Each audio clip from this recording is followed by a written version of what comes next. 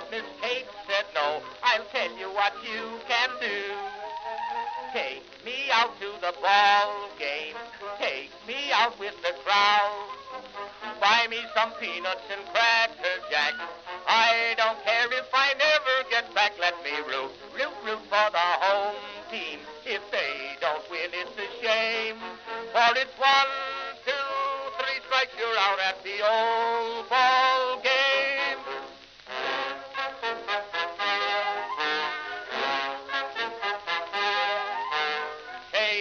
Casey saw all the games, knew the players by their first names, told the umpire he was wrong all along, good and strong.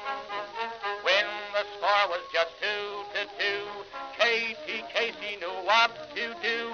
Just to cheer up the boys she knew, she made the gang sing this song.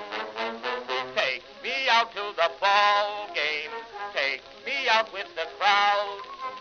Buy me some peanuts and cracker jack. I don't care if I never get back. Let me root for the home team. If they don't win, it's a shame. For it's 1, 2, 3 strikes, you're out at the old ball game.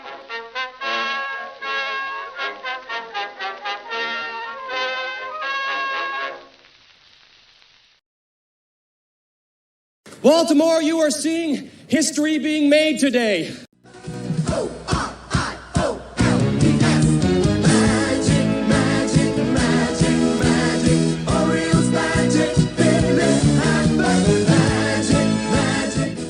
Greetings, folks, and welcome to live coverage of Orioles baseball, where tonight the Baltimore Orioles will be playing the second game of a crucial 4-game series against the first-place Tampa Bay Rays. Beautiful Tropicana Field in St. Petersburg, Florida. How you doing, everybody? It's your old pal, the BirdWatcher here. People call me BW for short. That works for me. Folks, we are just starting up a 10-game stretch where we play these first-place Rays 7 times, and the other 3 games, the Yankees. The teams with the 2 best records in the league. And we've got 10 straight against them. It started off the way we wanted to last night, with a win. Game 1 last night. It was close. It was not easy. There were mistakes that were made. Gunnar Henderson was involved in 2 plays on the bases where he made outs or led to outs. He got caught stealing once. He was off the third base bag. It turned into a rundown, and a teammate was called out. But again, Gunnar involved. Really not his fault, though, that second one, when I looked at that play. But the point is, Gunnar was moved to the number 5 spot last night, finally. Been calling for this now for a long time. And what does he do? First chance, when he's lowered in the order, he has his best night of the season. He gets 4 hits, including a double and a home run. And, helped us get some offense that we desperately needed. His 2-run homer, the difference in that 1-run win. We need Gunnar to keep it going, folks. I think we understand this. If we are going to make a run, Gunnar has to not necessarily get 4 hits a night, but he just needs to start playing at an all-star level. Not even necessarily MVP level, which is what he was playing at in 2023. If we can get first half of 2024 Gunnar, we're going to have a big boost of offense that should help this team win some ball games. And no better time than right now for Gunnar to get hot, we hope. I saw some of his post-game interview quotes from last night, and Gunnar's a strange individual, I tell you. It is definitely something mentally going on with Gunnar, because he just has a tendency to kind of overreact to whatever the situation is. If it's going bad, it's going super bad. If it's going good, he talked last night like all of the problems he had for the first 119 games or whatever are ancient history. And the Gunnar you saw last night is the Gunnar you should expect going forward. I wish he wouldn't talk like that. I wish he would just recognize, hey, I had a great game. I felt good out there. Let me go back out there and try it again tomorrow, because I worry for Gunnar. You know, he had that big triple in that game on that homestand a week and a half ago or so, that triple. Remember his reaction? Remember how super pumped he was? I thought in that moment that might have been the catalyst for Gunnar to turn things around. But he went like the next week or so back to being the same old Gunnar. And after that triple, that game, he spoke very positively about how he was getting out of it. So to see it said again last night, I hope he's right. Again, this team needs him to be playing at an all-star level. But I just worry that he puts this pressure on himself. You feel me, folks? He puts this pressure on him. The expectation levels are just reset now after one good game to okay, I better get 3 or 4 hits a night. Or now I'm back to, feeling like I'm down in the dumps again. Oh, Gunnar, baseball as a sport where failing is going to be a part of the process. You're playing this at the highest level. Every player, even the best. This game can sometimes overwhelm them. It's a matter of how you handle it. And I just hope Gunnar can figure things out. I don't know. We're going to see. He's batting 5th again tonight. If the Orioles thought for a moment about moving him out of the number 5 spot after last night, I would have to probably file a class action lawsuit on behalf of Oriole fans. Hey, we do have a new leadoff hitter tonight, and credit to Phantom for offering this up as a suggestion. He's right. And I see some Popeye emojis in the chat already. Folks, Tyler O'Neill. For the second straight night, the Orioles are going to bat a major league veteran in the leadoff spot for the first time in their professional career. Not just the bigs, minor leagues, any level. Pete Alonso led off last night. First time he's ever done it. Tyler O'Neill tonight. Same thing. But before we get to the rest of the lineups, let's talk about the pitching matchups. On the mound for the Orioles, it'll be Kyle Bradish. He comes in with a record of 7 wins, 11 losses, a 3.69 ERA, a 1.34 whip. He's up to 127 innings on the season, having given up 116 hits, striking out 121, walking 54. He's given up 13 home runs. On the mound for the Rays, it's a left-hander, Ian Seymour. He has a record of 9-3, a 4.08 ERA, and a whip pretty low, 1.13, 90 1/3 innings. He's given up just 72 hits. He has struck out 106 while walking only 30, but he has given up 13 home run balls. That's the same number of home runs Bradish has given up, despite Seymour having pitched about 37 less innings. So he's a little more prone to giving up that long ball. Right, so here's the lineup for the Orioles. Again, Tyler O'Neill is going to lead off tonight with his .219 average. Now, the average makes you wonder, why is he hitting there? Folks, we just don't really have a good right-handed hitting option to bat leadoff, not at least in the classical sense. Christian Franklin, who is in the lineup, we gave him a chance there, but Franklin's just 2 for 14 to start his major league career. Second straight night facing a lefty. Franklin didn't even make the lineup last night. Cowser was given a chance to face a lefty. Cowser out of the lineup tonight, though. All right, I should stop spoiling things and just read the lineup, for goodness sakes. So O'Neill leads off in right field. Pete Alonso will bat second. He's at first base. Jackson Holliday is going to hit third. He's at second base. Kobe Mayo is the cleanup hitter tonight. He's DHing. Gunnar Henderson, there he is, batting fifth, and he's playing shortstop. Christian Encarnacion Strand will hit sixth and play third base. Christian Franklin is in left field. batting 7th. In the number 8 spot, it's Leody Taveras. He's in center field. I do believe that is, for me, the worst part of the lineup in terms of decisions. Cowser needs to be playing there every day. Taveras, I get it. He's a switch hitter. You don't want to put an extra lefty bat in there. But Taveras, if you look at the numbers, he's just as bad facing lefties as pretty much any of our lefty hitters, including Cowser. And you're now sacrificing a better defensive center fielder in order to get Taveras in there. But hey, Leody has come up with some big hits and some good bunts this season. Hopefully Taveras will help us out tonight in center field. And then you got Carlos Narvaez doing the catching once again and batting 9th. Carlos, you got a button now. Oh, it's not working. I just went to press it and it didn't work. Wow, Franklin. Okay, at least not the entire soundboard is out. All right, I uploaded a clip and it's not working.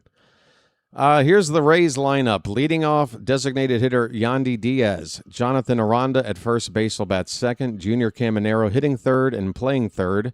Liam Hicks, the catcher and cleanup hitter. Chandler Simpson will bat 5th. He's in left field.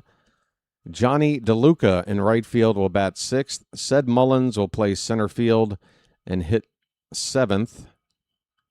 DeLuca's batting 6th. Did I say 7th? I'm sorry.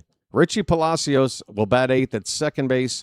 Taylor Walls at shortstop hitting 9th for the Rays. The Orioles, at the moment, are in last place in the American League East. That is a fact. Another fact is that they are a half a game out of the final wild card spot, and that half game is in the win column. We are level in the loss column for that final wild card spot. We have a game in hand, one less game played. But the one issue is, and thanks to Phantom for looking this up, of all the teams in the mix for this wild card spot, the only team we have a better head-to-head record against is the Detroit Tigers. The Tigers having lost earlier today.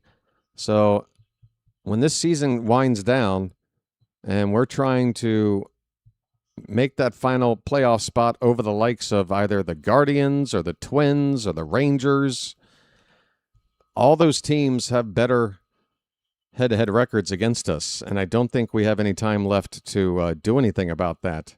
So in reality, we need to finish a game ahead of those teams. Being even means we're still behind. So the good news, potentially, is that every team involved right now in that race, nobody's facing each other. And again, Detroit already lost today. We're going to be scoreboard watching, and hopefully these other teams are going to be losing tonight. And if they all did, the Orioles will wake up tomorrow in a wild card spot. I do believe, if my math is correct, because again, we're only half a game back. If we gain a full game, that's a half a game ahead. Even with the tiebreaker scenario, we're half a game ahead. But that's a lot to ask, folks. I think our number one priority is to just focus on winning our own game and let the chips fall where they may elsewhere. We've got about, we got 40 games left, including this one here starting tonight. Better head-to-head against the Rays. Well, that's good to know, considering we have a lot of games left to play against them. But, of course, that is not going to play into anything in terms of a end-of-season tiebreaker. We are not catching the Rays this season. But, yeah. It's good to have a winning record against a good team, right? And, hey, we ended the Rays' 9-game win streak last night. We ended the Boston Red Sox 15-game win streak a few weeks ago.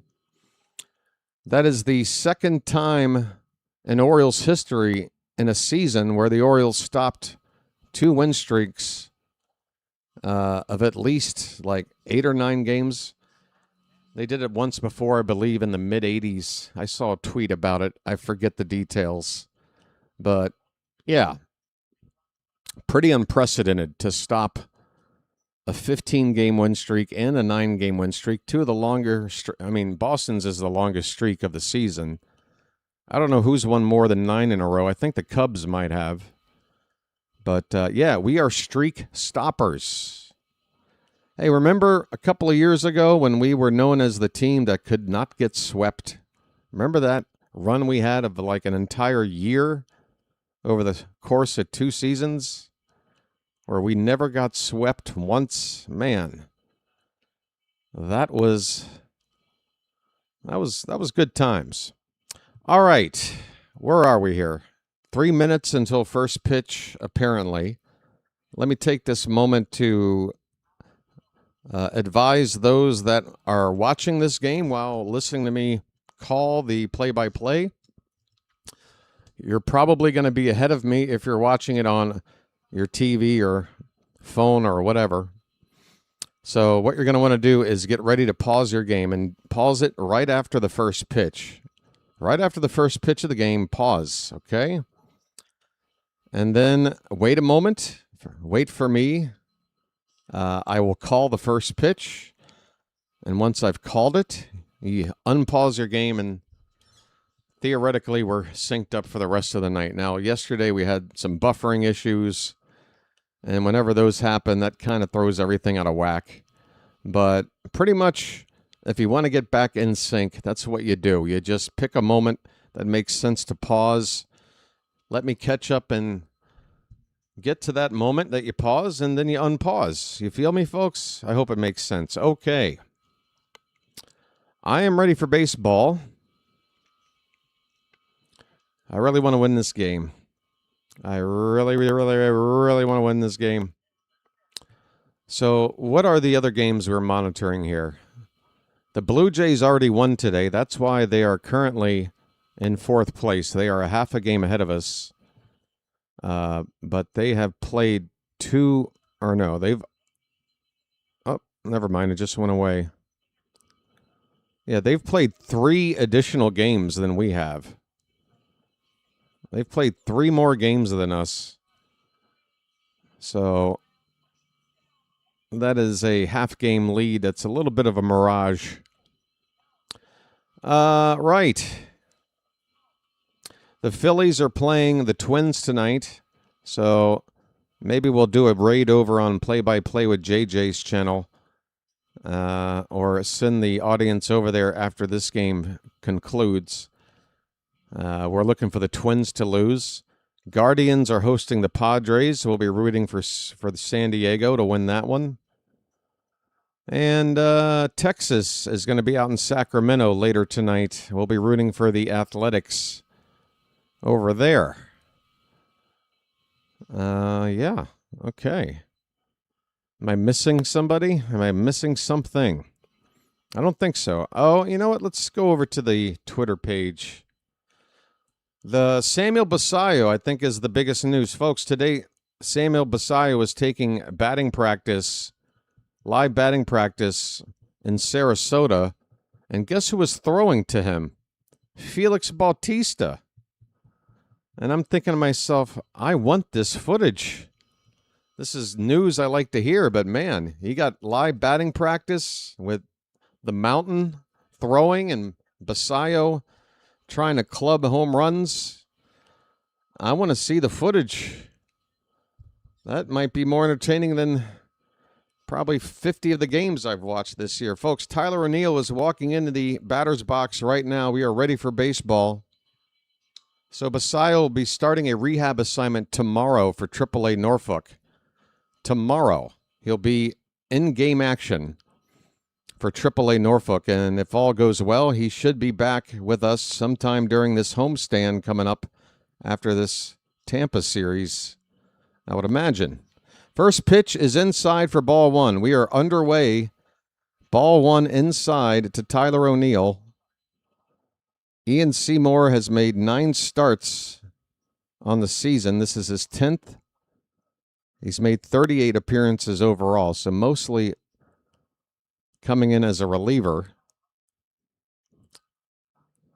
I'm not sure what's taken the second pitch so long to get here, but 1-0 is the count. Here's the pitch, right down the middle. 1 ball, 1 strike. Ahoy there! Anybody home? Popeye has 10 home runs now, 22 runs batted in, and fouls this sweeper behind home plate for strike 2.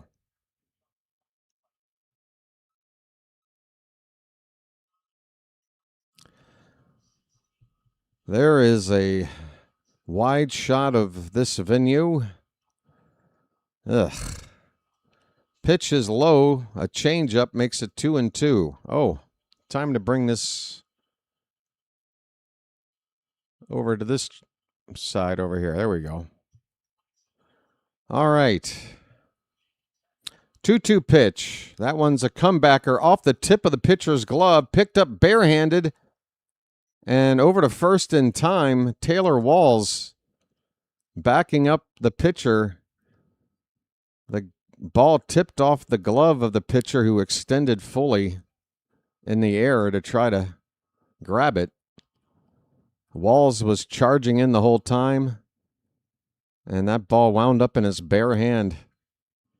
1 out.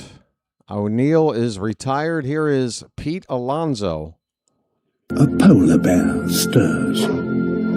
First pitch is high for ball 1. Alonso's average is up to 260. He'd been in the 250s or maybe 240s for a long time. I haven't seen 260 in a while. Pitch off the plate outside. It's 2-0. A polar bear stirs.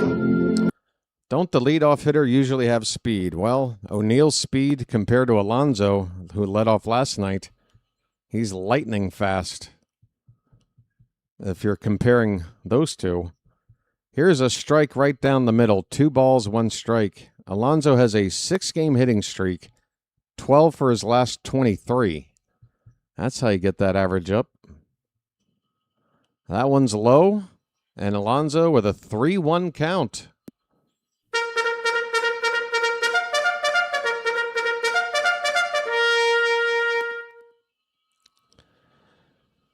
We got Pete up there with a nice hitter's count.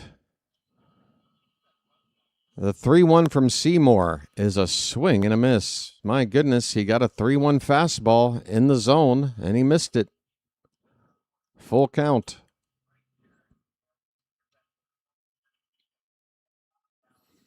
This guy throws 6 different pitches, Ian Seymour. Alonso gets under one, hits it to left, but that ball, he got under it too much. It'll be short of the warning track and caught by Chandler Simpson for the 2nd out. Alonso flies out to left. Here comes Holiday.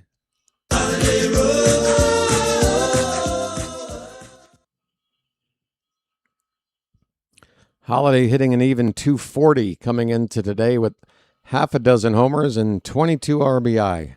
Boy, my voice sounds shredded. It's strike 1 to Holiday. The Rays are wearing their City Connects, I believe, tonight. It's that charcoal gray, really dark color uniform with neon green lettering. It's a foul ball by Holiday, makes it 0-2.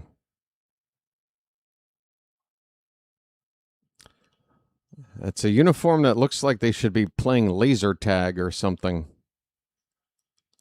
0-2 pitch. Swung on and missed. Holiday down on 3 pitches, and the Orioles go 1-2-3 in the top of the first. No action at all here for the Orioles in the first inning. We go to the bottom half. Orioles nothing, and the Rays are coming up. All right. Yeah, I wouldn't mind Jackson and Pete seeing them switched in the batting order as well.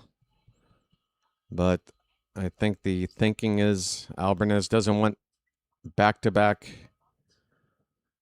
Well, it wouldn't be back-to-back, would it? Oh, yeah. Yeah, I wholeheartedly agree. If you're going to use O'Neill leading off, Holiday second, Alonso third, yeah, I totally agree.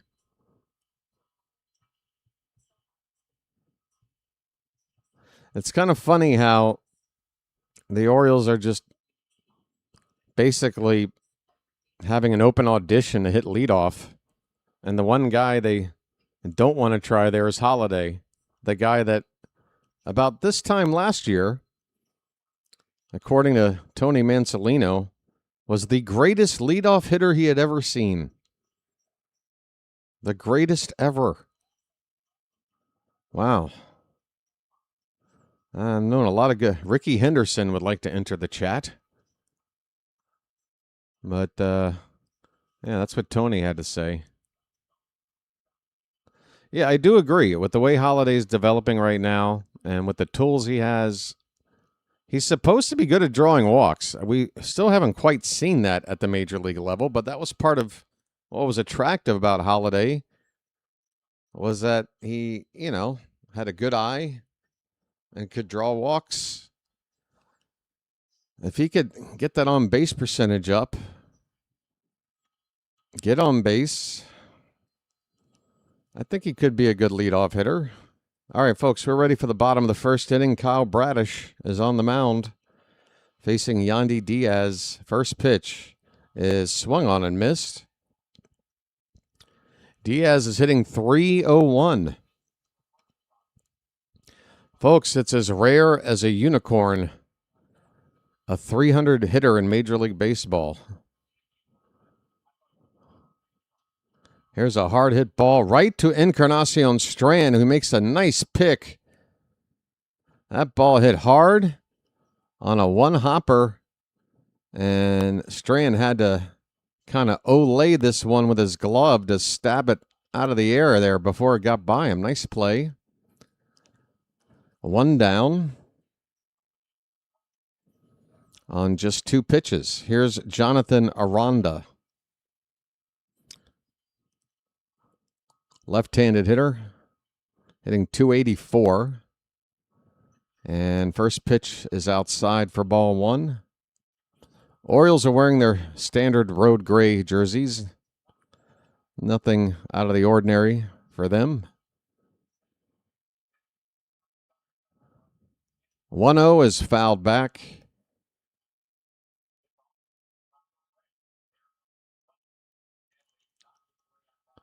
Aranda has a 5-game hit streak against the Orioles, going 9 for his last 18.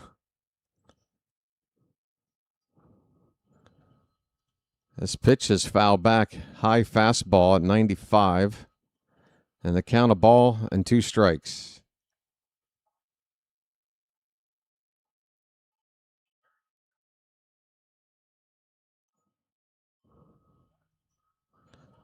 Aranda will ask for time. Charm City chat, how's it going in Baltimore on this Saturday night? How's the weather? How you feeling? I'll check in with you between innings here and say hello. 1-2 pitch. That's hit hard to right and just over the glove of Holiday for a base hit.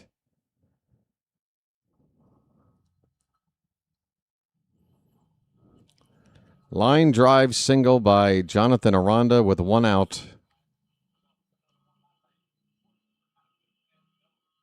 And that pitch from Bradish, not on any edge of the zone. That was too much in the middle of the plate. Can't be doing that. The batter is Junior Caminero.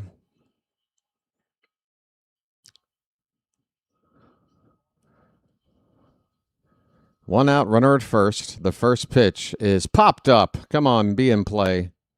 It will not be in play. It's behind the catcher into the crowd. 0-1. Caminero with 35 home runs. Among the league leaders. OPS over 900. And this guy, I believe, is 21 still at the moment? Maybe 22 years old? Quite the young talent. There's a strike. It's 0-2 on Caminero. Let me look this guy up. How old are you, buddy? Oh, he's 23. He turned 23 last month. He spent half the year at the age of 22. I wasn't totally off. He fouls back this pitch. Still no balls and 2 strikes.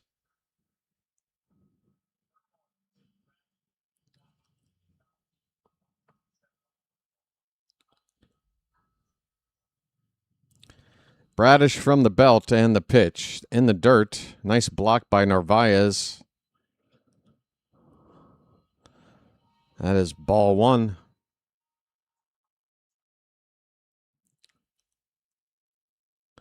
Folks, we are just a couple of subscribers away from 5,690. So tonight we have a good chance to get to 5,700 subscribers.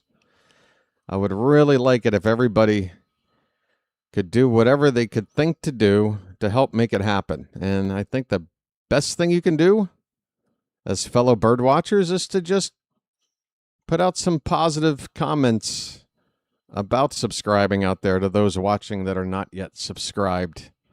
We've only got about 150 people here right now, but as the game goes on, let's really try to get some subscribers tonight. Another pitch blocked by Narvaez in the dirt, and that will make the count full on Caminero.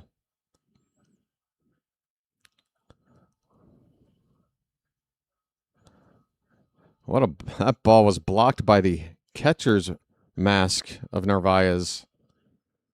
He blocked it with his face. Full count.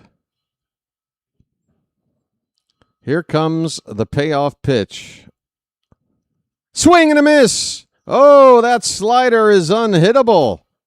It would have been ball 4 easily, but Caminero committed. That ball started in the zone and broke right to left in a hurry while going downward as well. I mean, that ball, I can't believe he swung at it. Folks, a big strikeout.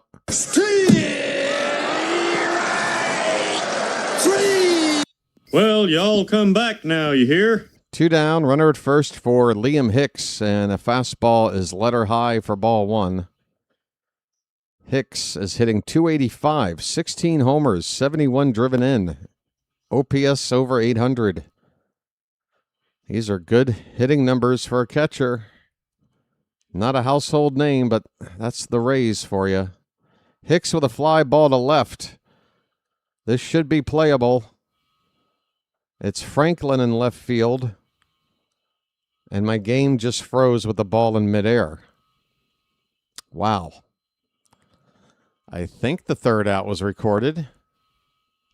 Franklin has got it. Folks, the inning is over. And the Rays leave a man on base. We go to the second inning.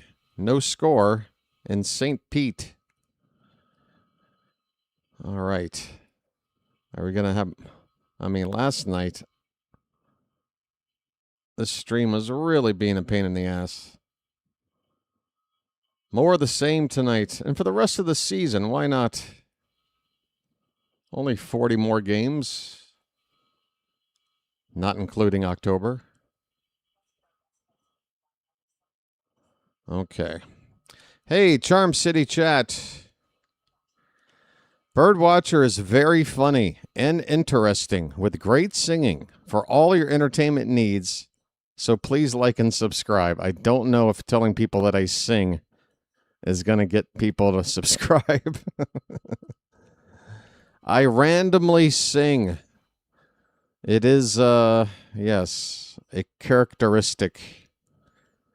We have Book Doc, George Ford, David in France, Matt Abel, Daniel Barry, Larry Jackson, Rob Freeman, El Duderino, Pocket Watch, Nicholas Handy, Paul, Spartacus 1, Phantom, Chilo, Asher Edit, Carl Schaefer, Brian Mitch, Seeing a bunch of repeats now. Repeat. Shante Holland is here. If I skip over your name, I apologize. Black Ram TV. 411 Shirley is here. His first pitch to Kobe Mayo in the second inning, and it's a called strike. Mayo. Just get it all on there. Just spread it out. Batting cleanup today, Kobe Mayo. Facing a lefty. Come on, Mayo. 0-1 is low. 1 ball, 1 strike. B-Dub 410 is here. And Christopher Haas. It's over. Now, that's not a good name for a sports fan. It's over is here. Tony Lynn, welcome in. Folks, it's a count of 1 ball and 2 strikes currently on Kobe Mayo, leading off in the top of the second, no score. Jet Bond is here. And I think I'm all caught up. 1-2 pitch, swung on and missed. Maybe a foul tip. Mayo strikes out. And that pitch was in the zone. Folks, I am kind of sweaty. I'm trying to keep it from pouring down my forehead. It's a humid day in Thailand, and it's only getting started 5:30 in the morning. By the way, Game 3 tomorrow is early, and I mean early. Gunnar Henderson at the plate, folks. 4-hit game last night. He takes a knee-high strike. His name's Gunnar, and he's dating my mom. So, plan on seeing this Rolling Stone shirt tomorrow, because for me, that stream will begin at around 10:55 p.m. tonight. The stream actually starts for you guys before noon. That's how early this game is tomorrow. Gunnar fouls back in 0-1. It's 0-2. Yeah, I think coverage starts at 11:55 a.m. Not often has a event on this channel begun in the a.m. on the East Coast, but early game. 0-2 to Gunnar is head high, 1 ball, 2 strikes. King with the axe. Hello. No axe. Hello. Hello, King. This ball's hit to center field, and it's going to drop in front of Mullins for a base hit. Gunnar, since moving to the number 5 spot, is batting 1,000. He is 5 for 5. And honestly, how between Elias and Alvarez and anybody else who's in the decision-making department of this franchise, how are they not sitting there kicking themselves going, why didn't we try this sooner? Everybody else said to do it. We kept not doing it. Now we've done it, and he's 5 for 5. It's strike 1 to Encarnacion Strand. 1 out with Gunnar at first. Encarnacion Strand with a ball to center field. That is going to hang up there for a while. Mullins will make the catch on a lazy fly ball to center field. 2 down.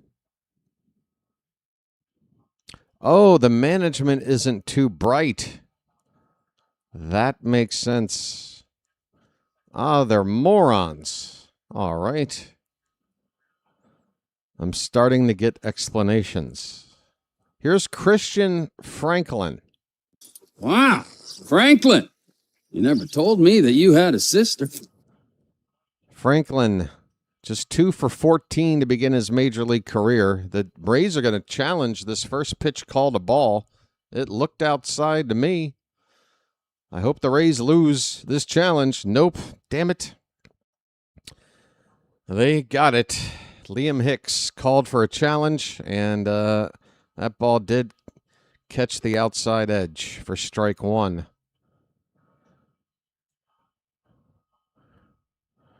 Franklin has a single and a double. And a swing and a miss makes it 0-2 with that low and away changeup. No chance. If I was Seymour, I would probably throw that pitch again.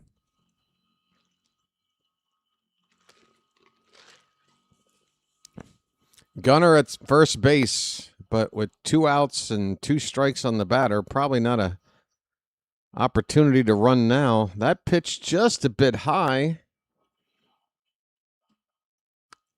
Ball 1. And if the Rays had challenged, it looks like that would have been strike 3 in the end of the inning. Luckily, they did not. Franklin should be out, but he's got a chance to do something. This pitch in the dirt, it's 2-2. Folks, I love it when you get a free shot at doing something.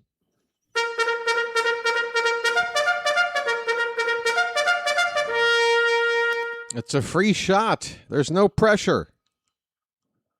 You shouldn't even be at the plate, my friend. Come on, make something happen. 2 balls, 2 strikes. The pitch. Low for ball 3. Hello.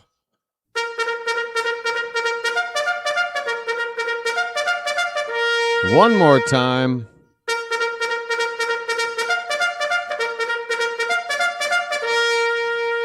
And with 2 down and a full count, Gunnar will be off on this pitch. Here comes the 3-2. Very high, ball 4. That was head high. The worst pitch of the sequence. A 2-out walk to Franklin. I'm walking here. I'm walking here. And that'll bring up Leody Taveras. And this is the spot where Leody, I think, is at his best. 2 outs with a chance to knock in a run. The average is only 222, but I'm telling you, if I can have the number in front of me, what he hits with 2 outs and runners in scoring position, I know it's higher than 222. It's 1-0 on Taveras. And the next pitch on the inside edge. 1-1 the count. Come on, let's dance.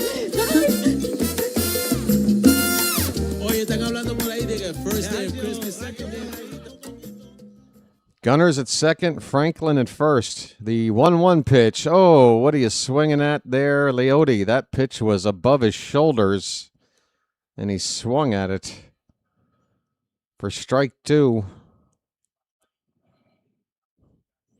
Let's bring it down a notch there, Leody. 1-2 pitch. Hit on the ground and threw a base hit. Gunnar's rounding third. He will score. And the Orioles have taken the lead here early on another Taveras 2-out RBI hit. I told you that's what he does. Folks, it's 1-0 Baltimore.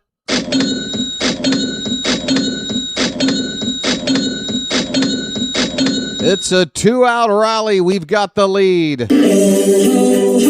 It's magic, you know.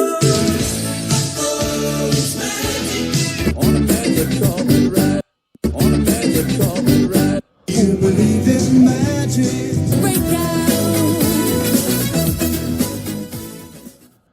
All right. Mound meeting for the Rays.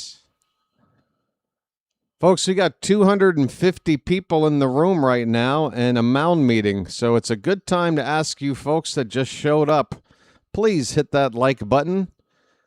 Help out. We try to get 200 to 250 likes per game on here. We've been averaging. And with the number of people here this early, we got a chance to put up some really nice numbers tonight. So let's work on getting to 100 first. About 20 more likes will do it. All right, here's Carlos Narvaez, the Orioles catcher, number 9 batter with first and second 2 down, and Seymour with a sweeper high for ball 1. Here we go.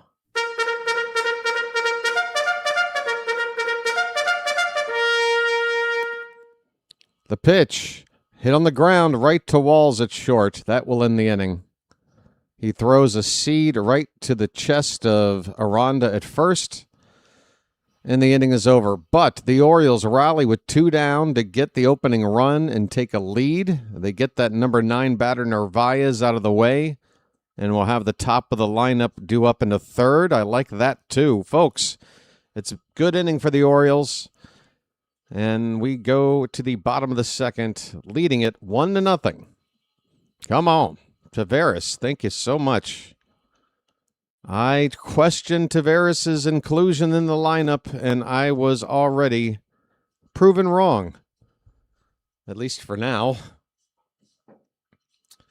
Taveras gets a hit off a lefty. Came through. Very, very nice. All right. Folks, just 7 likes gets us to 100. And if we can get to 100, I'm allowed to have a lucky. I'd like to have a lucky with my coffee here.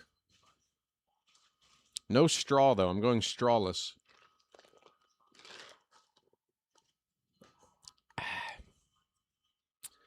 Yeah, so tomorrow, what is that start time? It's going to be one of those NBC Peacock games, which is why the game is starting super early, even for a Sunday. 12:15 p.m.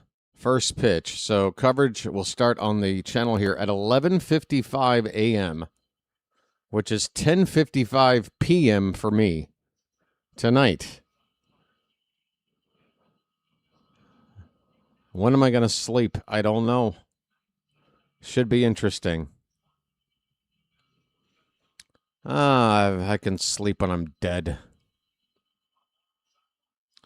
Oh, wow. Look at this section at the ballpark. I mean, we are seeing an entire section of Oriole fans here in Tampa.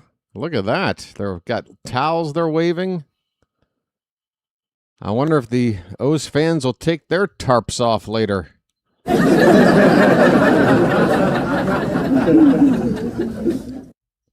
Show these people how it's done. All right, Kyle Bradish has a lead. Just the 1-run lead, but it's a lead. As we start the bottom of the second inning, Chandler Simpson at the plate. Another 300 hitter in this Rays lineup. He's hitting 306. And a chopper, this is going to be a problem. He's so fast. Holiday with a bounce throw, no chance. That ball chopped up the middle. You knew as soon as it chopped, that was an infield hit. Rays have the leadoff man on. It is their tying run, and it's their fastest player. Not a good combination if you're an Oriole fan. Johnny DeLuca is coming up.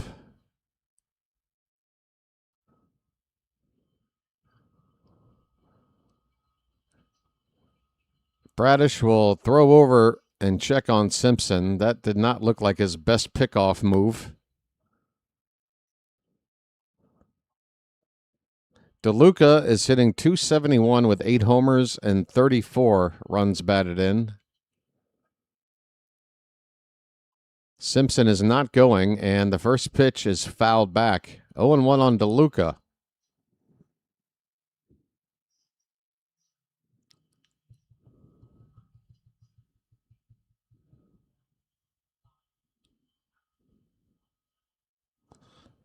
Yeah, no need to take Gunnar out of the 5 spot until much further notice. 0-1, a ball hit toward Jackson. He goes to Gunnar. Gunnar to first. A double play! Hells yeah! Clear the bases.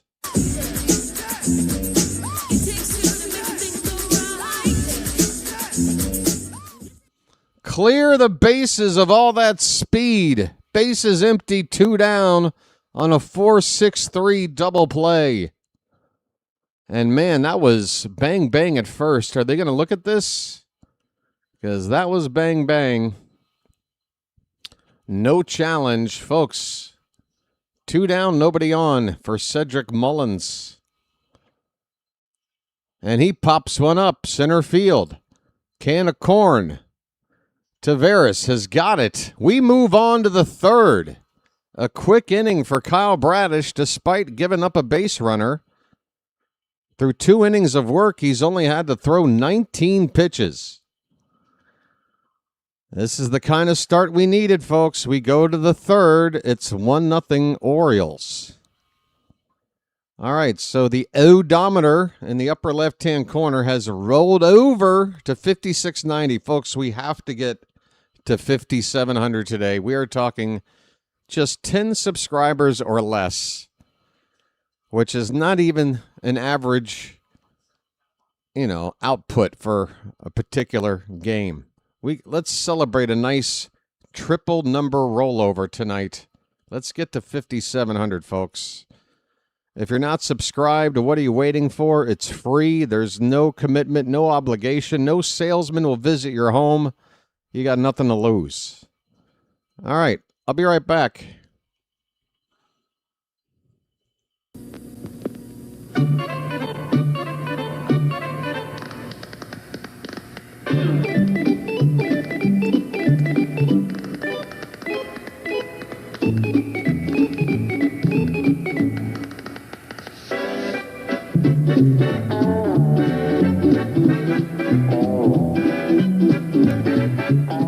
He met a strange friend in the Chesapeake Bay. Where'd you from?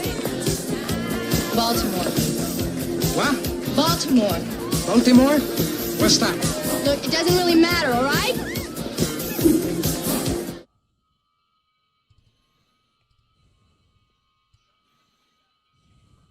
Ante up and kick in like men. Like men! This being Baltimore and all. You never heard of Baltimore style? We're on a mission from God. Do you believe in me? Oh boy, is this great! Tyler O'Neill will lead off for the second time in 3 innings, and a check swing on the first pitch. The appeal, apparently he went around. 0-1 on O'Neill. 1-0 Orioles in the top of the third. Seymour with his 0-1 pitch popped up. And this one's toward the bullpen area on the right side. It will get out of play. 0-2. Hey, well, blow me down. Ahoy there! Anybody home? Skibidi-skid, skibidi-skid. Might be time for me to hit a home run. Here's a hard hit ball to short on the ground. Walls will pick it up and throw out Popeye. O'Neill grounds out. Might not have been hit as hard as I thought. It made a loud noise off the bat, but it might have broken his bat, if anything.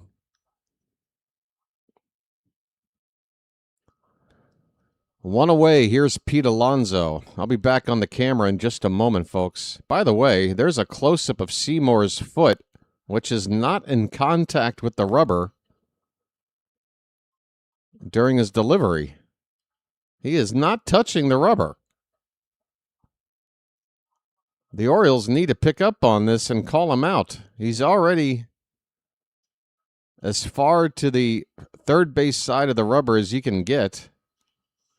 As Alonso now 0-2, fouling back that pitch. A polar bear stirs. But you're going to be all the way over and in front of the rubber. You gotta be on the rubber, dude. 0-2 pitch is high. 1 ball, 2 strikes.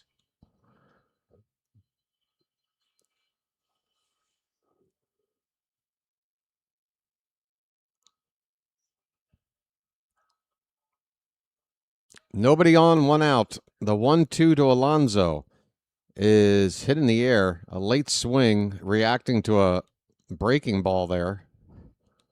He fouls it off.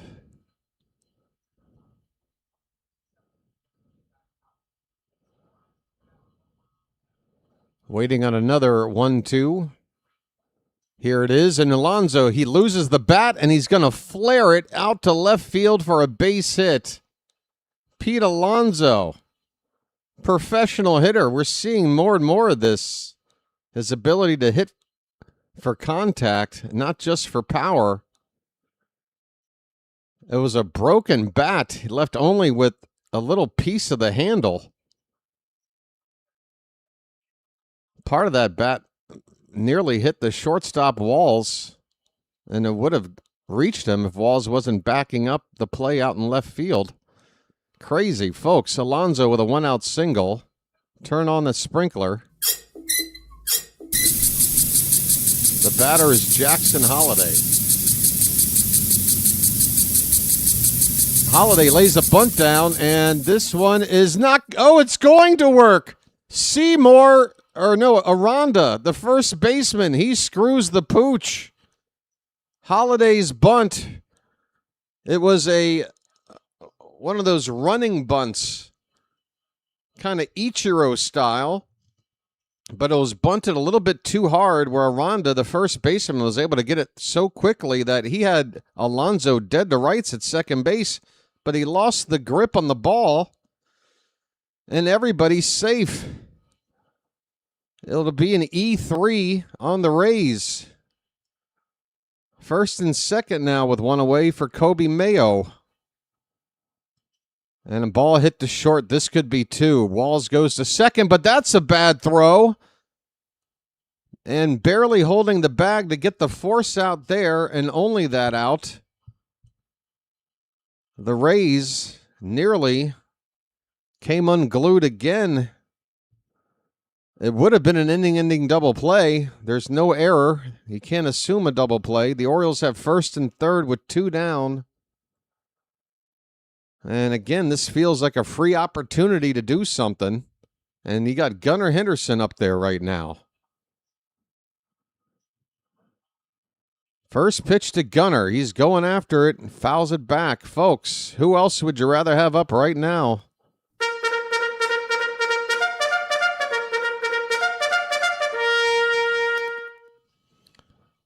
Gunnar has tied a career high by getting 5 hits in his 5 straight trips up. And again, since moving down in the order, this will be his first out, batting 5th. It's a pop-up to center field. Mullins with the grab, and the inning is over. Gunnar, okay, I liked Gunnar's look on his face there. Gunnar had a react. Folks, that might be the most important thing that we see in this ball game, was Gunnar Henderson's reaction after that fly ball out to end the inning with runners at first and third. He did not react in a totally, pessimistic, annoyed, petulant child not getting his dessert kind of thing that we keep seeing. It looked okay. And I think that's very important. It's very important because, again, Gunnar had that huge triple in that game about 10 days ago or so, where it looked like maybe that would be the moment he'd start turning things around. And I remember he came up in like the next RBI spot chance. He made an out, and he reacted like we've been seeing too much, where he's slamming the bat down, looking all pissed off. I hope he's learned that that's not helping.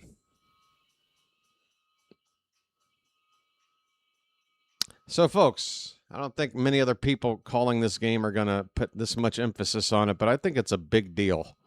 The Orioles failed to score in the inning, but, yeah.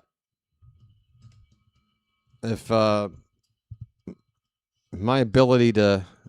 empath skills are working at a good level, then I think I'm picking up on something here with Gunnar, and it's a good thing. It's a good thing. Folks, bottom of the third inning. Yeah, Sammy with the bat breaking. I'm not really a fan of that either. Here's a pitch outside. I mean, folks, I don't mind it like if it's something that seems just out of the blue. But it's not out of the blue. If you're breaking your bat like Sammy has, what, like 3 or 4 times this season? That's a pattern. That's almost like I know I'm going to do that if I strike out here before it even happens kind of a thing. Sorry, folks. We are underway in the bottom of the third with Richie Palacios at the plate, and this pitch misses high, and that is already ball 3. Kyle Bradish, 3 straight balls to begin the bottom of the third, facing the number 8 batter, Palacios. We need a strike pitch right down the middle. 3-1.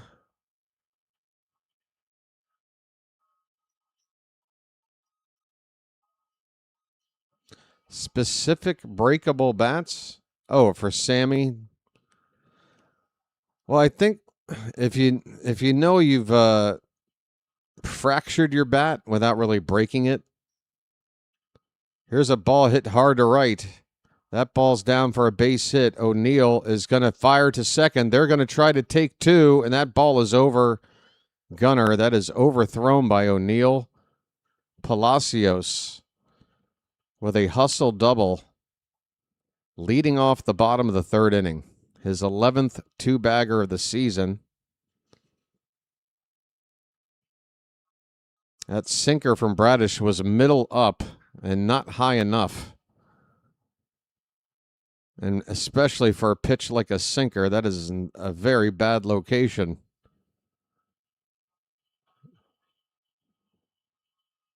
So the Rays have the tying run in scoring position with nobody out.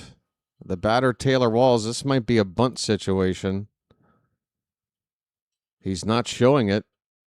And he takes low for ball 1. Well, Bradish missing low for ball 1. Oh, if he's not going to bunt, start throwing strikes now. Lineup's not going to get any easier after him. 1-0 pitch. There's a strike.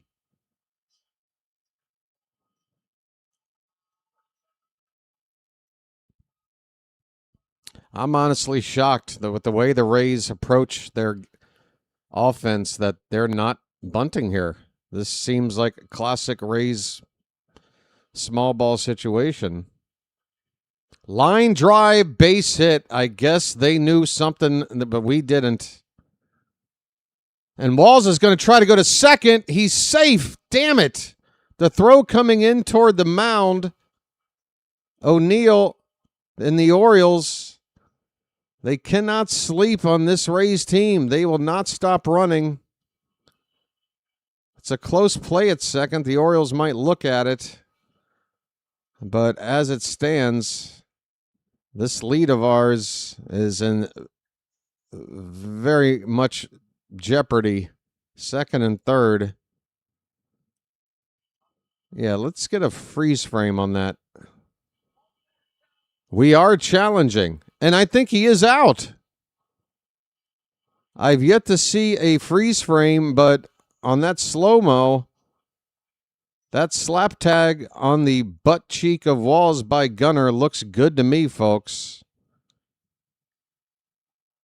And that would be a huge overturned call if we can get it.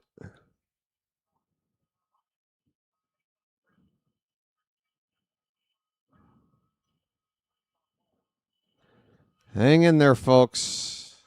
I think he's out. Overturned! Walls is out at second base. Okay. The lead is still very much in jeopardy with 1 out and a runner at third base. But now, maybe at worst, they tie it. Instead of taking a lead, they would have had second and third, nobody out. All right. Overturned. Yeah, credit to Narvaez for whipping that ball back to second base. Credit to Gunnar for slapping the tag. Everything done just right to get him by a fingertip. The batter is Yandy Diaz, professional hitter. Who's their number 2 batter? What I think about pitching? The lefty Aranda? Nah, I guess I'm going after Diaz. Pitch is low and in for ball 1 to Diaz. I know. A review went to New York and it came back in our favor. I can't believe it. 1-0 pitch. There's a throw to third, and it's over the head of Encarnacion Strand. And the tying run can walk home as that ball winds up in left field. Oh, it's a shame. Narvaez had a pretty good idea. Judging by where that runner was by the time the throw got toward third, I think he might have had a play, but unfortunately he airmailed it over Encarnacion Strand. I do believe they would have had a real shot at nailing Palacios at third base had that throw been anywhere near accurate. What a shame. It's a 1-1 ball game on an errant throw by Narvaez. Bases are empty now, and it's a 3-0 count to Diaz.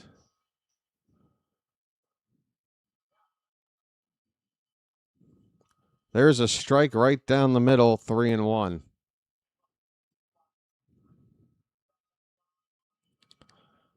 Narvaez, known for his defense. That was not the case here. Here's a soft ground ball to second base, and again, Yandy Diaz refuses to even lightly jog. I can't stand players like that.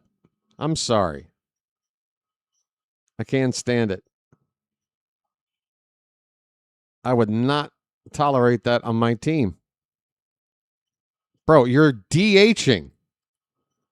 You sit on your ass for all of but 5 minutes a game. And in those 5 minutes, once or twice a game, you might have to run. Just do it. Aranda with a base hit and a right. First pitch he gets, he turns on it for a 2-out single. Bradish has given up 5 hits now through 2 2/3 innings. That ball was hit softly to Holiday, by the way, and any number of things. I mean, first of all, you got this weird turf. Could take a weird bounce. Holiday could bobble it or anything. I mean, just run, dude. Pitch is a strike to Caminero, and we're going to challenge. Oh, they are. He's going to be wrong. Caminero loses the first of 2 challenges the Rays have. And that ball was almost entirely in the zone. 0-1 the count. Caminero 0 for 1. There's a strike at the bottom of the zone. A sinker makes it 0-2. One more strike will end the inning with the game tied at 1. It's been kind of a weird inning here. Upset to lose the lead, but also happy to avoid a big inning if we can get this final strike. Caminero fouled, tipped at the plate. The Orioles, are they walking off the field? Oh, Narvaez thinks he caught the foul tip, and that should end the inning, strike 3. He's asking Alvarez to review it. No, it bounced. What is he talking about? Narvaez is on crack. The ball bounced in the ground. Then it hit Narvaez in the thigh, and then it bounced into his glove. I guess Narvaez thought it was fouled off his thigh, and then he caught it and just missed it, that the ball bounced in the dirt before all of that.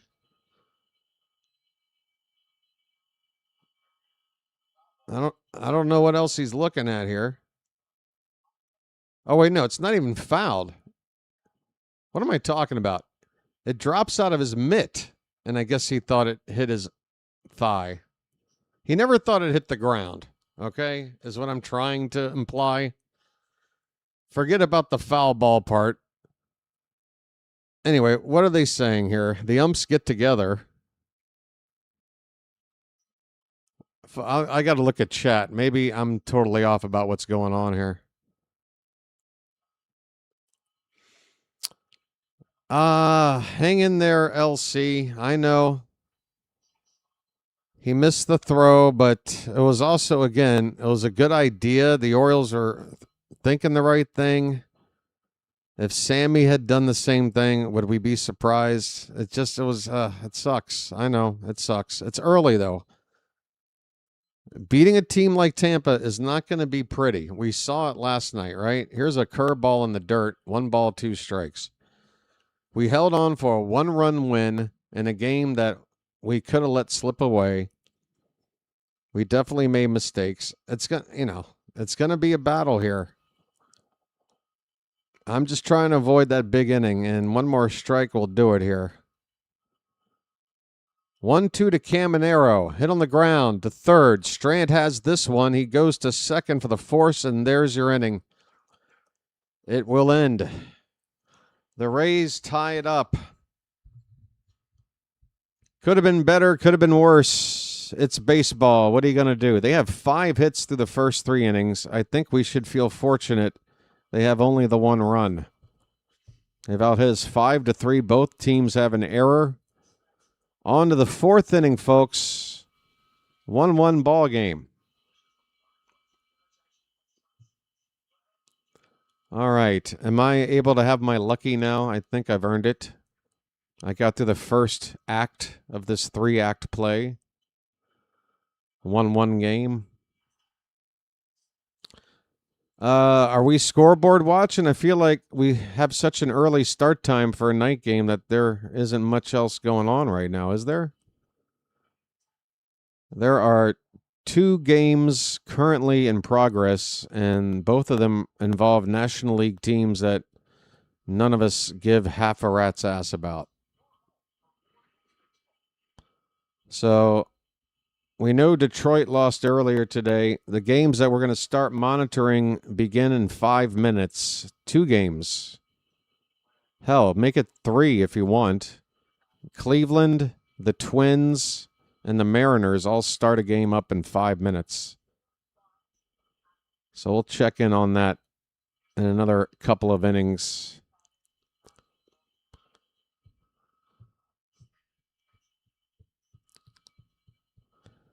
Yeah, I admittedly, I've moved on from whatever that one play was. My number one concern was, can we just get out of this inning, please? It's too bad. It's too bad we threw it down. Like Narvaez made the bad throw. Folks, what can I tell you? I mean, I can't sit here and say I've followed every level of Christian Encarnacion Strand's playing career. So I have to rely on a scouting report, which told me that, he's defensively not good. Like, not even like average, like not good. And by the way, Cars is leading off right now. He's got an 0-1 count. Next pitch fouled away, 0-2. But other than the occasional can't get a ball hit to his left or right, can't just snag it, can't get a glove on a ball. If he gets a glove to it, he seems to know how to get it over to first without a problem. He's a better defensive third baseman than I was expecting to see. Pete Alonso, I think, has surprised everybody with how well he's been for us defensively this year. But then you get a a report on a guy who's supposed to be good defensively. Swing and a miss. Encarnacion Strand chases a high fastball and strikes out. One away for the Orioles in the top of the fourth.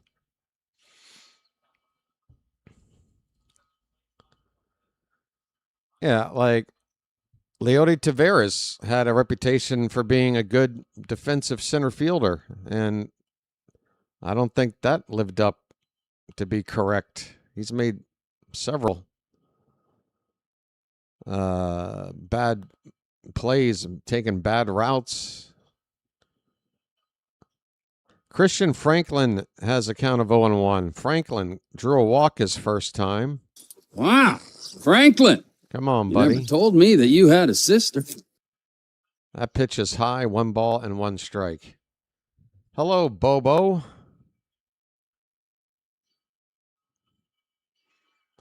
Bobo, everybody.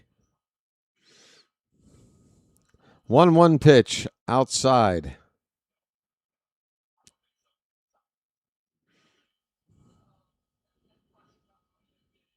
Christian Franklin. First at bat, first plate appearance, I guess, technically, in his career. He drew that walk. He's got one tonight. He's ahead in the count here. And he's taking a borderline pitch that's called strike 2. Seems like the kind of guy that likes to work counts. And I like that. We need more of that in this lineup. But he still has to do a little bit better with the hits if he's going to stick here. There's a swing and a miss on a changeup that really dropped. 2 down. Franklin strikes out.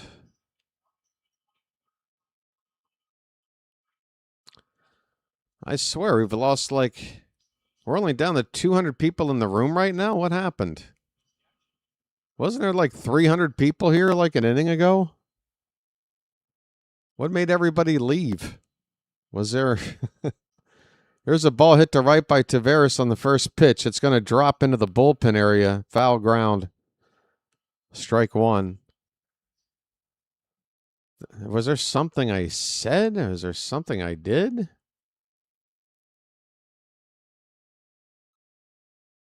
Strange.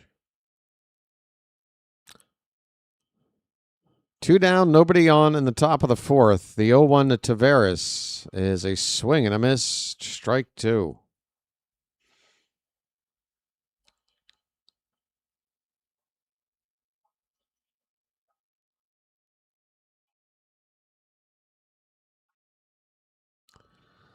Seymour about to throw his 60th pitch of the afternoon. That puts him right at about 15 per inning.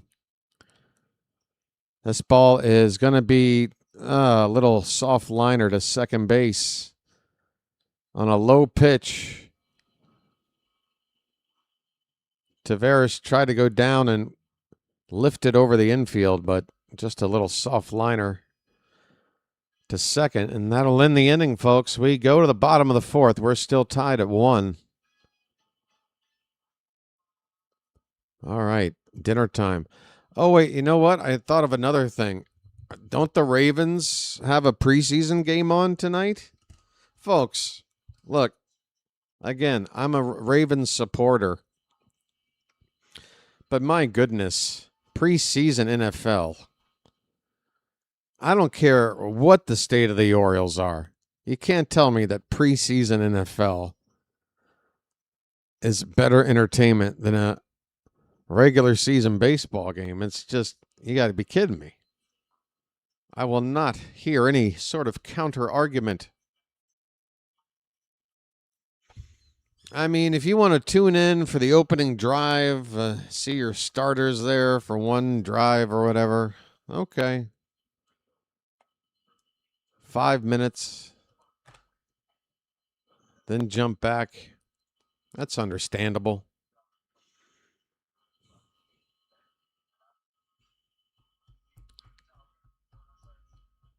Yeah, that too. It's true. We are technically playing in a game that could put us into a playoff spot by the end of the night.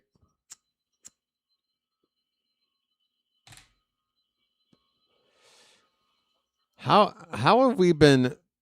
How is this possible? We keep sort of running in place, and you take that 7-game win streak out of the equation. We still haven't had another win streak longer than 3, I think. How the hell are we in this race? I don't know. How did we get here? I don't know, but we're not supposed to beat the Rays, so let's figure out how to beat the Rays. First pitch curveball from Kyle Bradish is a strike to Liam Hicks as the bottom of the 4th starts.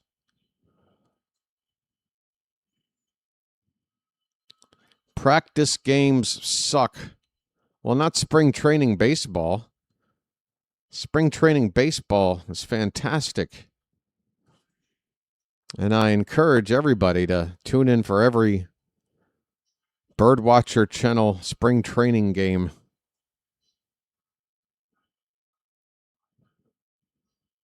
It's the best. 1-1 pitch is low to Hicks. It's like comparing the All-Star game to the Pro Bowl. I mean, the All-Star game, is it perfect? No. Compared to the Pro Bowl, though, is the Pro Bowl even around anymore? Don't they play like flag football now or some shit? I can't remember. Here's a strike. It's 2-2 to Hicks.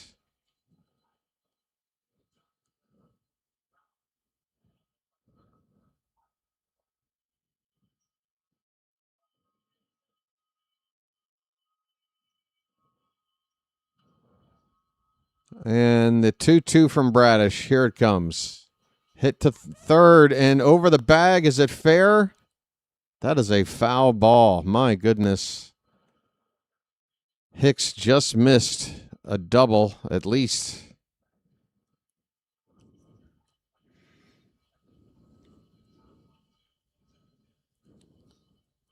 That was, you can tell, thanks to the awful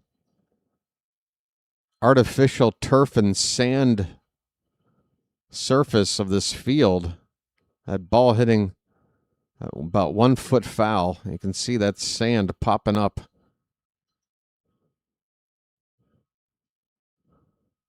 So I guess that's the one appealing thing about this playing surface. Makes judging a foul ball easier. It's a full count to Hicks, folks. Payoff pitch. Foul to the right side. Still 3-2.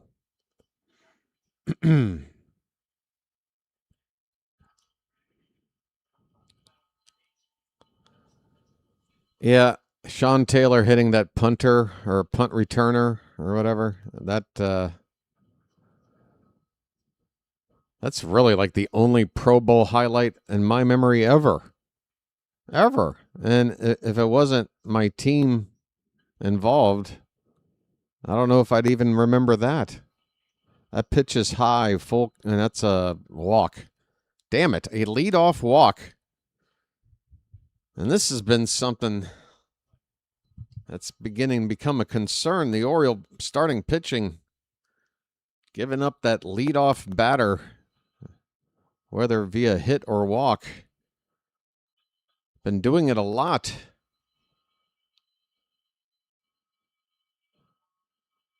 Eventually, those stats come back to bite you in that regard. Okay, I have to restart my stream here. Sorry. I think it was, Jonathan Aranda about to come up to hit? No, not him. Not Aranda. Who's up? Is it Palacios? There's a left-handed batter up. Hold on. I'm distracted. This stinks.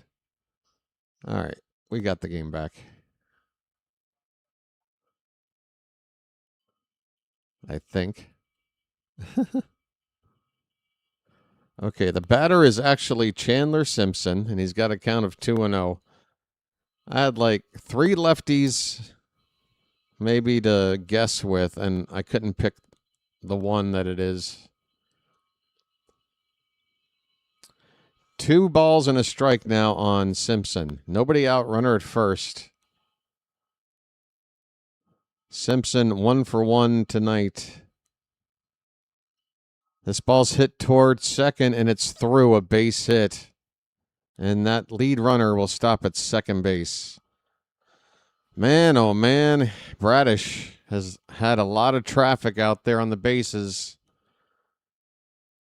That is now 6 hits for the Rays through 3 innings plus these 2 batters.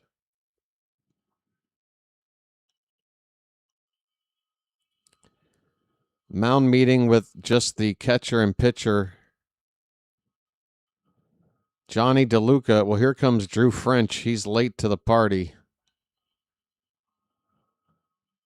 First and second, nobody out for the Rays. Oh, for God's sakes, don't make me do this. What? At least it's a mound meeting. What is the deal? What is the deal?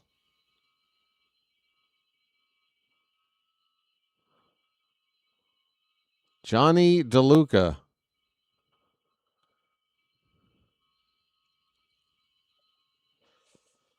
Oh for 1. He hit into a double play in the second inning. Something similar here would be awfully nice.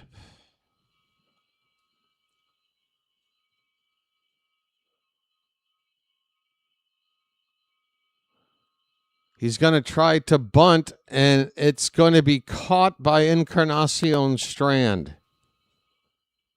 Folks, the Rays fail to execute. The Rays have failed to execute again.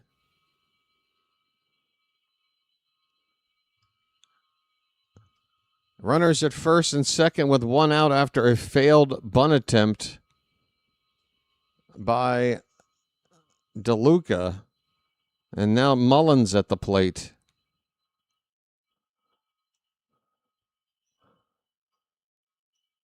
First pitch to Mullins is low for ball 1.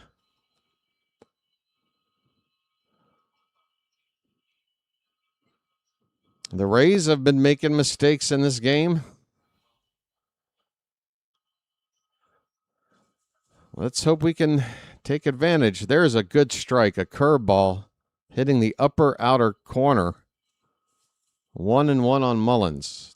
1 out, runners at first and second. Bradish currently on 53 pitches.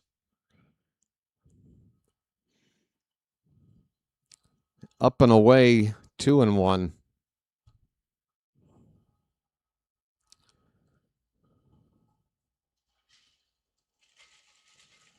Hang in there, LC. I know you're upset about Narvaez's throw. You've made it known already.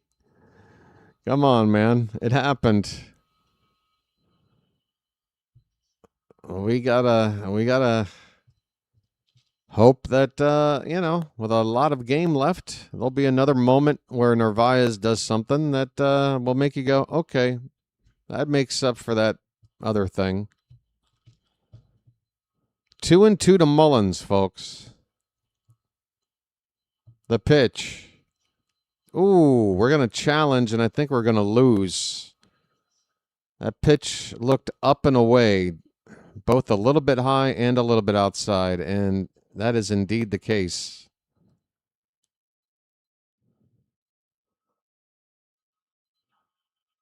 It missed the zone diagonally by 1 inch. It's a full count. Both teams now have 1 ABS challenge left. Payoff pitch to Mullins. Called strike 3, and said he taps his helmet kind of reluctantly. And I think said just lost Tampa their last challenge. And he has. It is a strike. Mullins is out. And Tampa out of challenges. We're only in the 4th inning. Well, y'all come back now, you hear? Well, y'all come back now, you hear? Mullins thought it was inside. He even swiveled his hips a little bit there to try to get the call. Here's Palacios. Breaking ball hit into center field. Backing up, but with room. Taveras, he's got it. And despite more traffic with nobody out, Kyle Bradish gets out of it again. After 4 innings, folks, we are still tied at 1 apiece. Bradish, 6 hits and a walk, nearly 2 base runners per inning. But just the 1 run, the Rays, through 4 innings, have left 4 men on base, and that's the same number we've left. Yet they've out-hit us 6-3. Something does not add up. Where did these 3 extra base runners come from? We both have a walk. Where? What in the hell? All right, we're going to the 5th inning, ladies and gentlemen. And I'm happy to report in the top of the 1st inning, the San Diego Padres have already taken a 1-0 lead on Cleveland. It's in the bottom of the 1st now, Cleveland, with a runner at first and 1 out. But San Diego with the early lead. Happy to report that.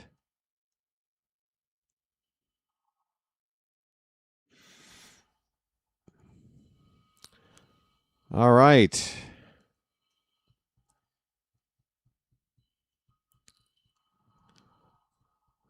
Yeah, Iverson looks really good. Iverson made a start yesterday. That's our number 1 pitching prospect now. I guess he's our number 1 prospect, period, now.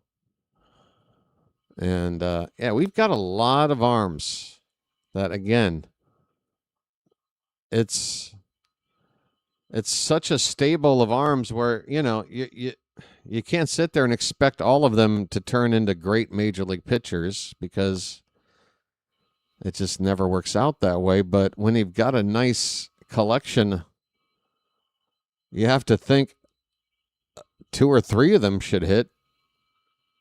So I think things are looking good for the future in terms of pitching for the team. I don't know if that's going to prevent us from ever going out and getting an ace through free agency. And honestly, salary-wise, with the risk involved, I'm not a big fan of spending big money on pitching if you can avoid it. So if we can develop it, that's all the better for me. Go out and pay for hitters. Carlos Narvaez is leading off for the Orioles here in the top of the 5th. And I have to refresh my game again. It's an 0-2 count on Narvaez. Oh, no, he just struck out? What happened? It's me asking you what happened. Sorry, folks. I don't know why it's so unstable today. It's been 2 straight, maybe 3 straight games like this. Narvaez makes the first out. The lineup flips over for Tyler O'Neill. O'Neill is 0 for 2. And O'Neill is going to challenge this strike 1 call. And he's going to lose the challenge. Both teams now are out of challenges. What is O'Neill doing challenging on the first pitch of an at-bat? Just not a smart time to try. Unless you are 100% sure. Changeup swung on a missed 0-2. So Narvaez had struck out. That's the 5th strikeout for Seymour. And he's got O'Neill 0-2 now. Fly ball to right. It's slicing foul. Still 0-2. Ahoy there! Anybody home? Yep.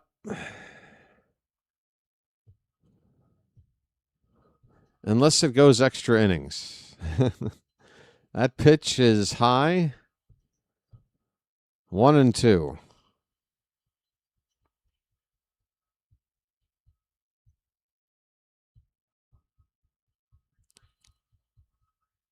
Here's the 1-2 pitch. Swung on and missed.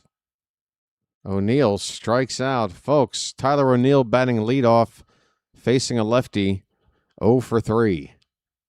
Back to the drawing board for a audition to bat leadoff against lefties. Don't think Alonso's the answer. I don't think O'Neill's the answer.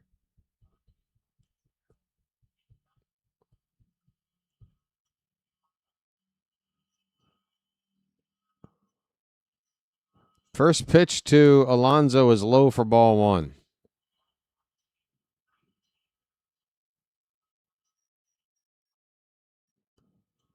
And now ball 2. That one also low. Pete. A polar bear stirs. Folks, I feel like I've just sort of checked out, or what do you call it, spaced out a little bit. Maybe a little lightheaded after that lucky.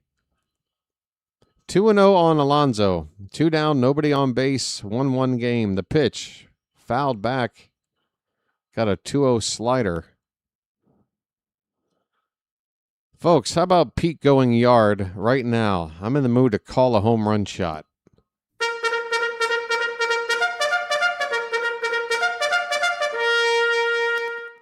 Well, it's high for ball 3. You can't count that pitch. It's unhittable. 3-1 the count. Here comes the homer.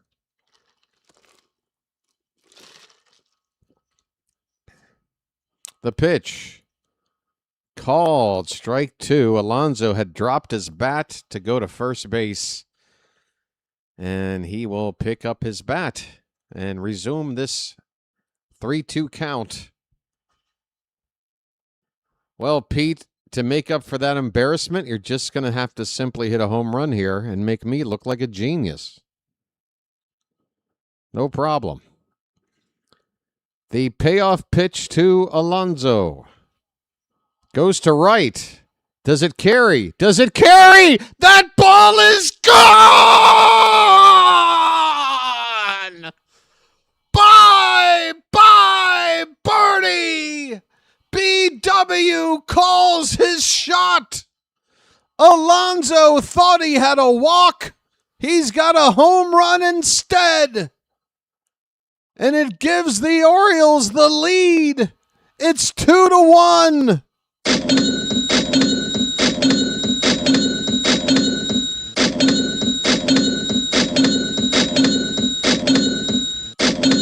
Folks, when you've got the magic, you've got the magic. It's magic, you know. Holiday with a line drive down the right field line into the corner. He will go to second base with a 2-out double. 2-1 Orioles, and we are knocking on the door for more. On a magic carpet ride. On a magic carpet ride. You believe in magic. Folks, splash it up. Splish, splash, I was taking a bath. Yeah, buddy. We're in the top of the 5th. 2-1 Orioles. Kobe Mayo due up. Runner at second. And a mound meeting for the Rays. You guys take your time. We're in no hurry. Let me have a Diablo sandwich, a Dr. Pepper. Make it fast. I'm in a goddamn hurry. Folks, we got 270 people here. More than half of the room right now has yet to hit the like button. It would be awfully nice of you if you did. It helps the channel. I'll make you a deal. I'll give you 3 hours of free content. Live play-by-play coverage of a Major League Baseball game. You give me 3 seconds max of reaching out and touching the like button. Okay? That's a really fair deal. Ball 1 to Kobe Mayo. 2 down, runner at second. Mayo 0 for 2. Next pitch is fouled behind the plate. 1-1 the count. Charm City Chat, here's your bugle.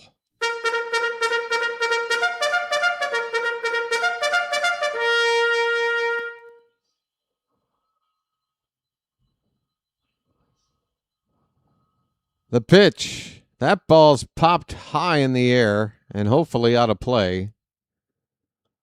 It is. 1-2 on Mayo. Mayo's average is decent with runners in scoring position. He's hitting .247 on the season. So you've got the lefty and you got the runner in scoring position. It's just what you want, Mayo.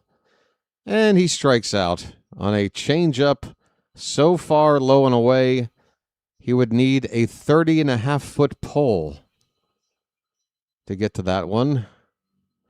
But, folks, Alonso gives the Orioles a lead. Another opposite field shot for Alonso. I think he's got like 12 of those now. He leads the league in opposite field home runs. This game is now half over. The Orioles have the lead 2-1. LC, what's that about reaching for balls? LC, I'll have to remind you that this is a family channel. I mean, not to say that you can't talk about that, but just be a little more subtle, I guess. I don't know.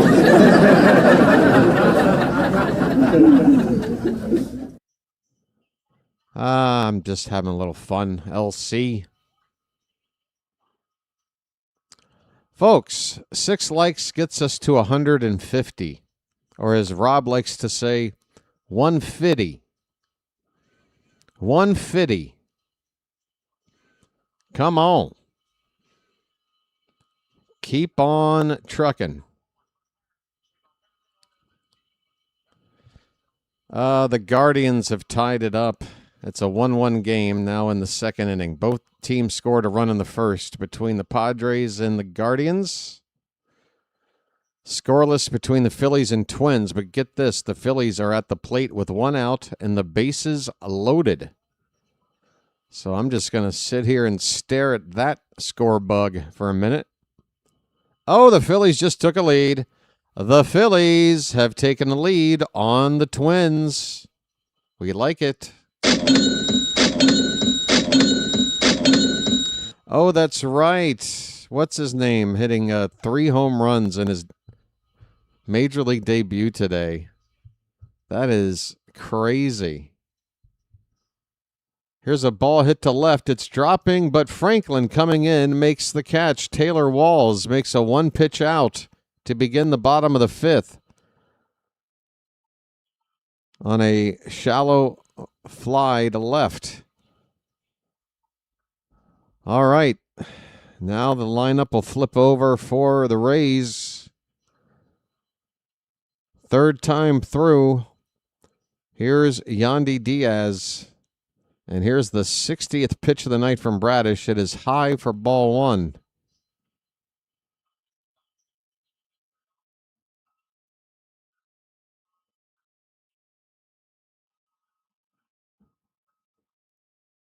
The 1-0 to Diaz as a slider started too low and then broke away. 2-0. Yandy is grounded out both times up. His average now at an even 300. Let's get it under 300. 2-0 pitch inside. And Bradish is in danger of letting yet another leadoff man get on base. What am I saying? There's 1 out. Take it back, BW. I've forgotten about the first pitch out by Walls. Folks, I need a vacation. There is a pitch for a strike, 3-1.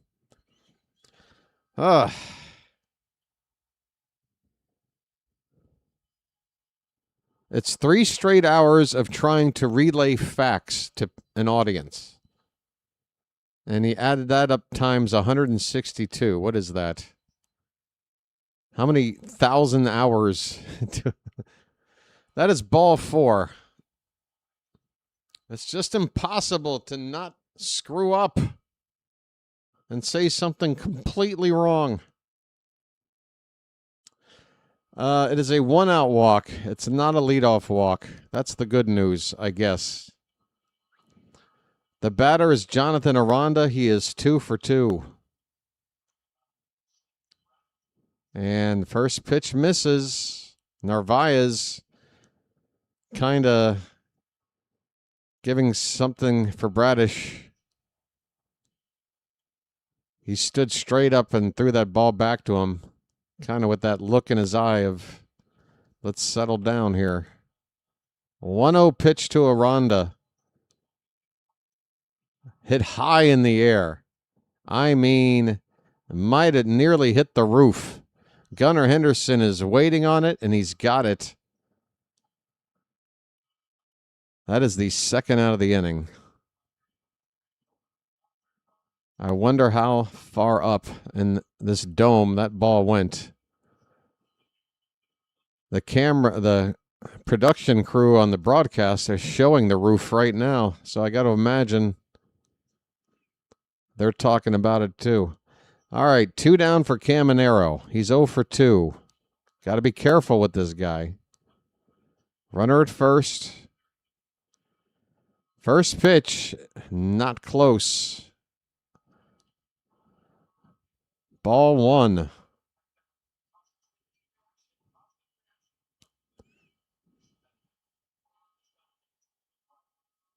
Did we get to 150?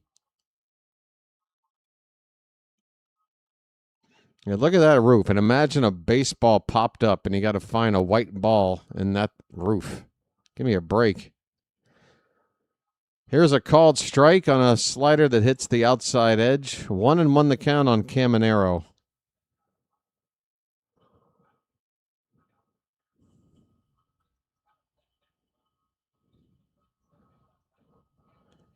Two down, runner at first. The 1-1 from Bradish outside.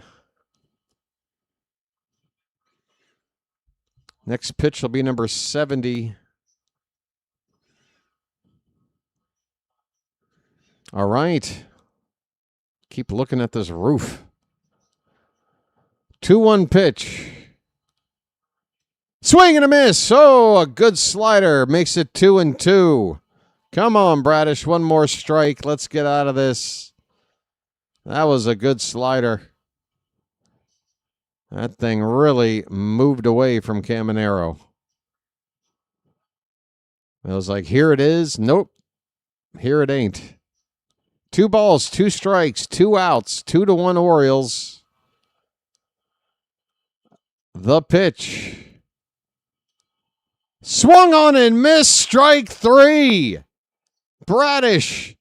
He has not had an easy day out there, but he just struck out the Rays' best hitter and has kept him 0 for 3 today. Folks, we go to the 6th. The Orioles lead at 2-1.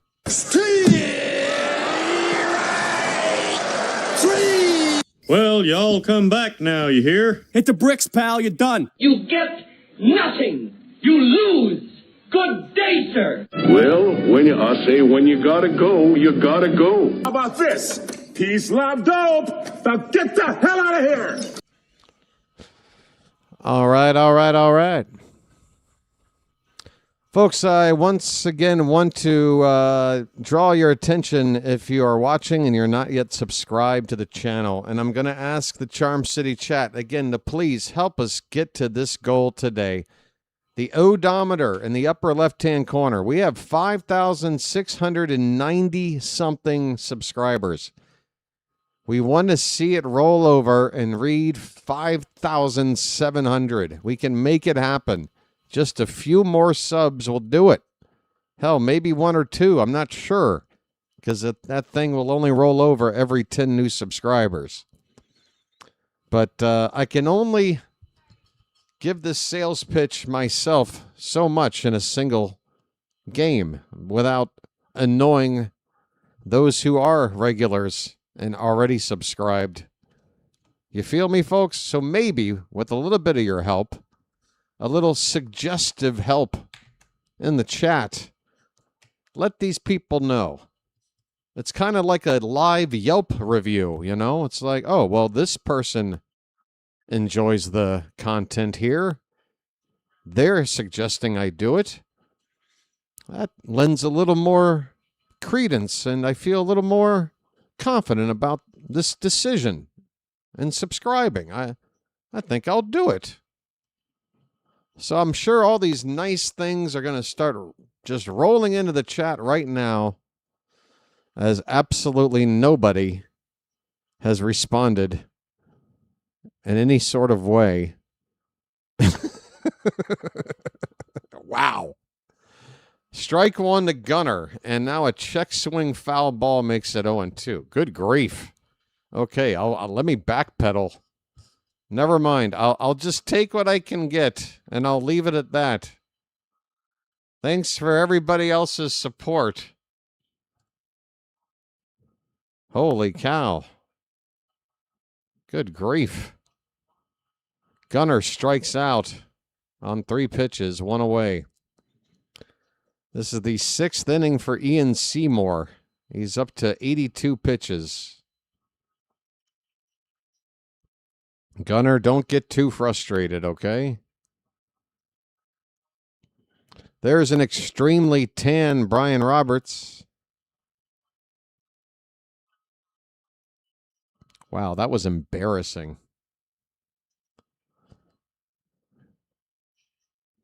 It's so embarrassing. I can't even just let it kind of just go away without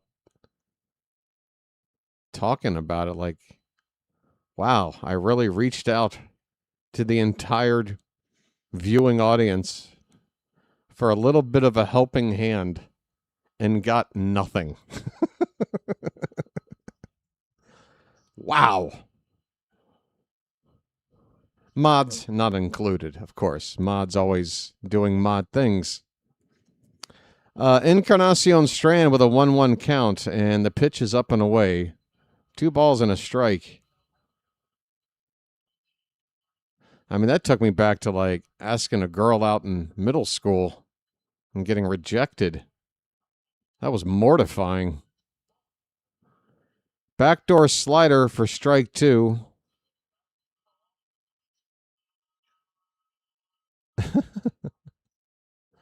Mortifying. 2-2 the count. Nobody on, 1 out. The pitch. That ball's blasted. Mid is high. Mid is far. It is gone. Bye, bye, birdie. Encarnacion Strand, a no-doubter. A moonshot. His 5th of the season. 418 happy feet. It's 3-1 Baltimore, folks. How about them apples?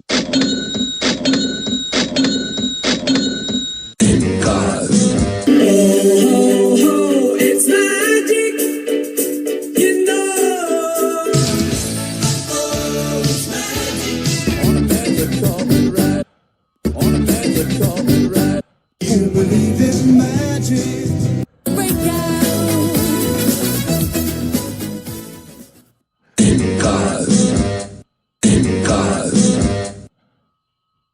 Christian Franklin has strike 1.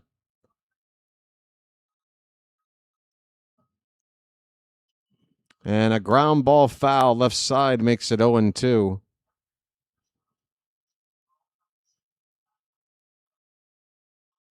Man, he absolutely crushed that one. That ball had to just get out of here. That ball was hammered.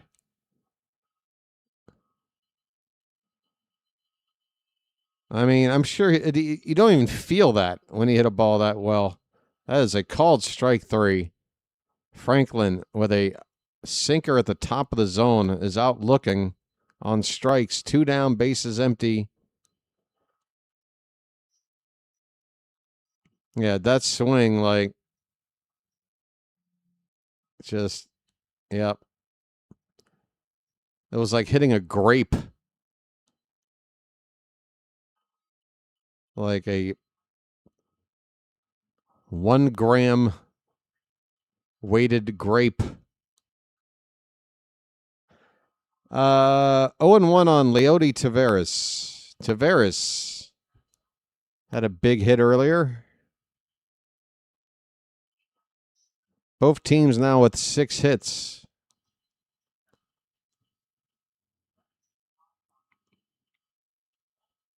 And Seymour now over 90 pitches. This is likely his final inning of work. Taveras fouls it away. He can still get a quality start, but it'll be 6 innings of 3-run ball, trailing by 2.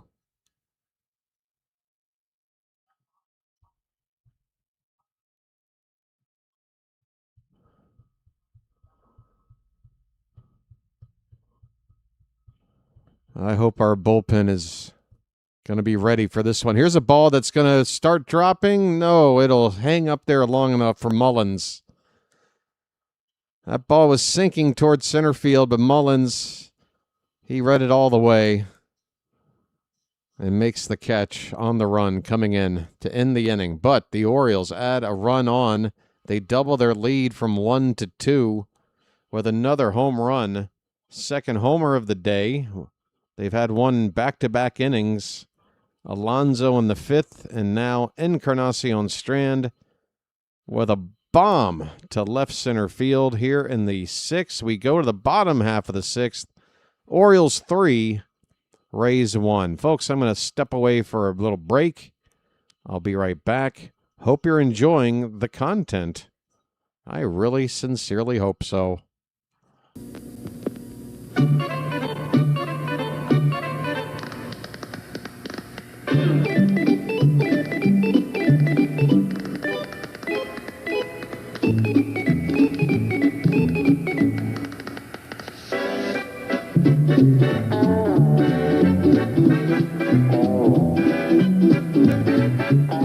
He met a strange friend in the Chesapeake Bay. Bacon!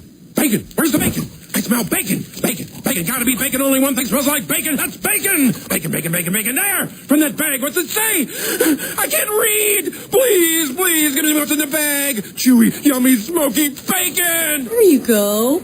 Oh boy, oh boy, oh boy! No, no, no, no, no, no! It's bacon! No, it's Bacon Strips, brand dog snack from Purina. Bacon Strips. Dogs don't know it's not bacon. It's bacon! Boy, Harry, you're full of energy. You look great. I hate to tell you how I feel. I I've had that bad back myself. Also, with this cold, it just seems like it's settled in there. That's age, friend. I don't care what it is. It feels awful. You smell like a drugstore. That's right. I am a drugstore. You're not a hypochondriac, are you? What does that mean? Oversexed? Folks, it is the bottom of the 6th inning. Orioles lead it 3-1. If they can hold this lead, they can take a 2-0 lead in this 4-game series against a Rays team that came in with a 9-game win streak and the best record in the league.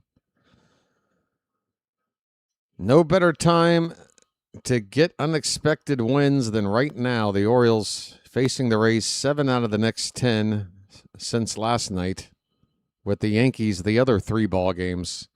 Liam Hicks leads off, and he's quickly ahead in the count 2-0. Bradish has come out for a 6th inning. He's only on 73 pitches, but I am nervous about his performance tonight. It's a 2-run lead right now. There's a... Come on, we can't challenge? You called that a ball? You got to be kidding me, Blue. No challenges left. Narvaez wanted to, couldn't. We've been letting the leadoff man get on base so many times, and now we're in danger of doing it again thanks to the ump. 3-0 pitch, called ball 4. Give me the B-bag. Oh, no, not the bees! Not the bees!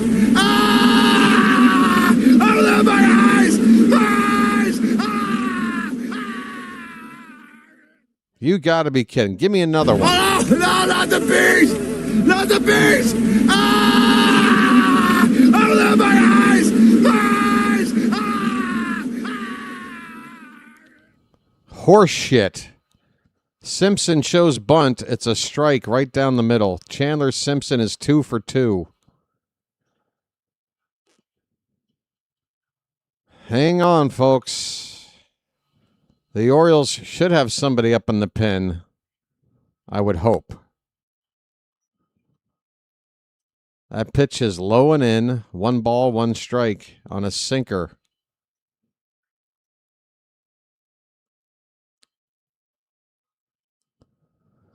I want Bradish to make it through 6, but we got to have a backup plan in case something goes wrong here.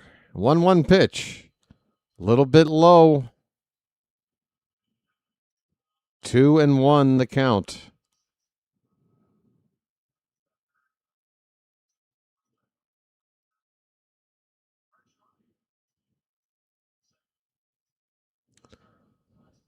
Here comes the 2-1.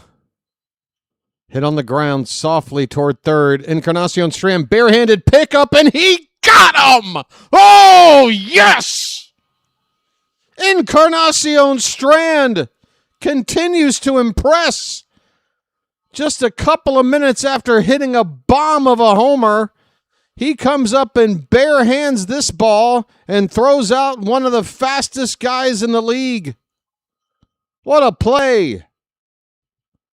A huge out. Encarnacion Strand.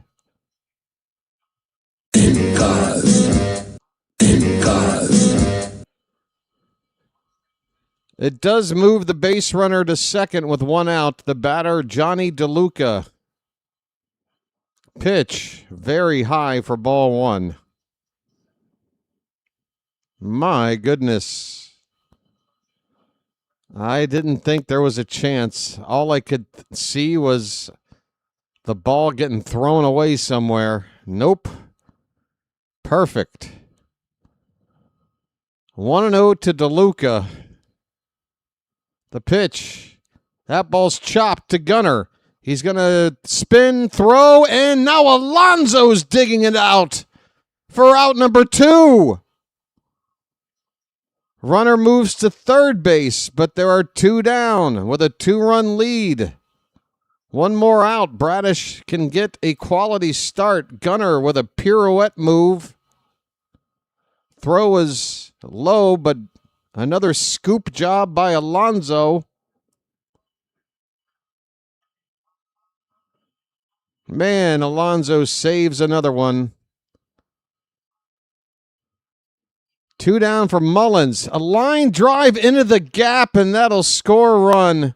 It could be a triple for Mullins. Here he goes to third. The throw will be late. RBI triple by Mullins makes it 3-2. My goodness.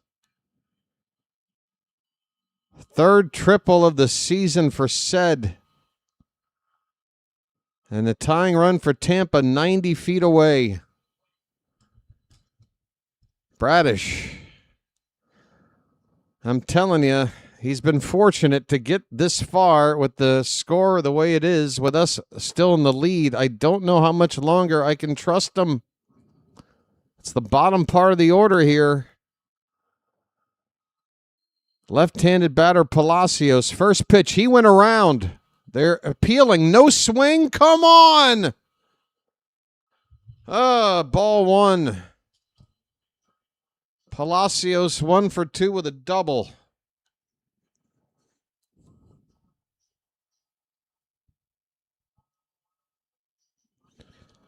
'84th pitch of the night from Bradish. Top of the zone, called a strike, and Palacio bounces out of the box thinking he got screwed, and he did. That pitch was high. The call goes our way.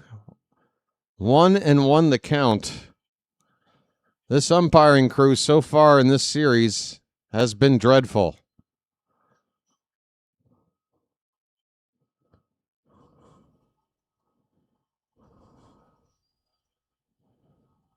One ball, one strike, 2 out, a runner at third. 3-2 Orioles in the bottom of the 6th.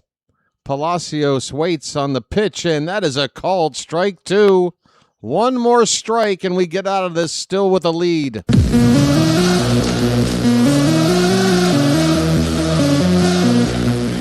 One more strike to get out of this inning, get Bradish a quality start. The pitch, very high, 2-2.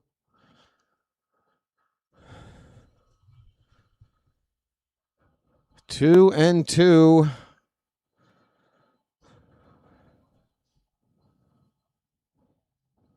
Bradish looks pretty collected on the mound. Come on, we need a good pitch. Here it comes. The 2-2.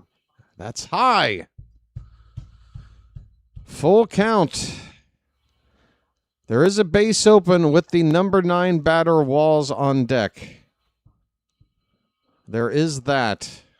Oh, don't go out on me right now, stream. Do not go out on me right now. This is... Oh, you son of a... You gotta be kidding me at this moment. Seriously?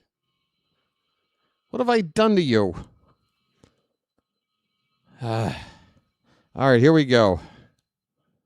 I didn't miss a pitch. If I did, it was a foul ball. It's a full count still in Palacios. Runner at third. Now what? BW, just go to your happy place. Go to your happy place. It's going to be okay. You're going to turn this game back on and everything's going to be okay. Is it still 3-2? How is it still 3-2? I don't believe it. Good grief, I'm going to have a heart attack. I'm going to have a heart attack. 3-2 pitch.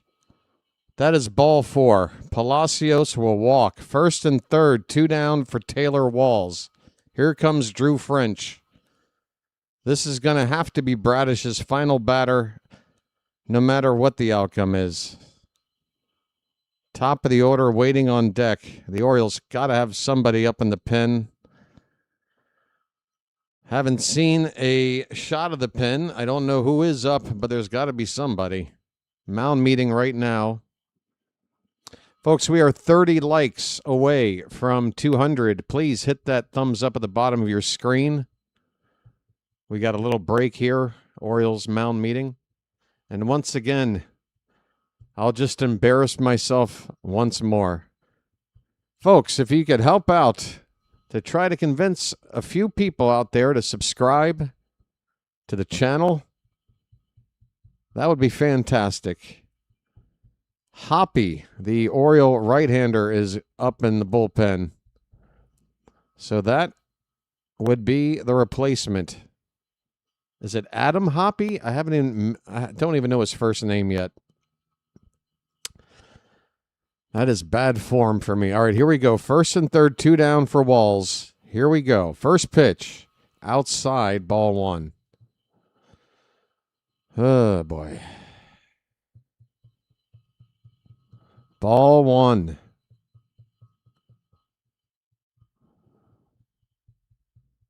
Encarnacion Strand is playing on the lip of the infield grass. Pitch. Right down the middle for a strike. 1-1 the count. Come on, Bradish. I've seen a couple of really good sliders from you tonight. I feel like that's your best swing and miss pitch tonight. How about you bust one of those off? 1-1 pitch. Breaking ball. That is going to be lined to second base, caught by Holiday. A soft liner, and the inning is over. Kyle Bradish, man, it's a quality start despite giving up 11 base runners through 6 innings, 7 hits and 4 walks. Somehow, Kyle Bradish will hit the showers with a 3-2 lead as we go to the 7th inning, folks. Late innings are coming up. That's got to be it for Bradish. Might be it for Seymour as well. We'll see, but it looks like a bullpen game from here on out. 3-2 Baltimore going into the 7th, folks. All right, we are 20 likes away from 200. I know we can do it. All right, look, let's just cut to the chase. We know what the deal is here.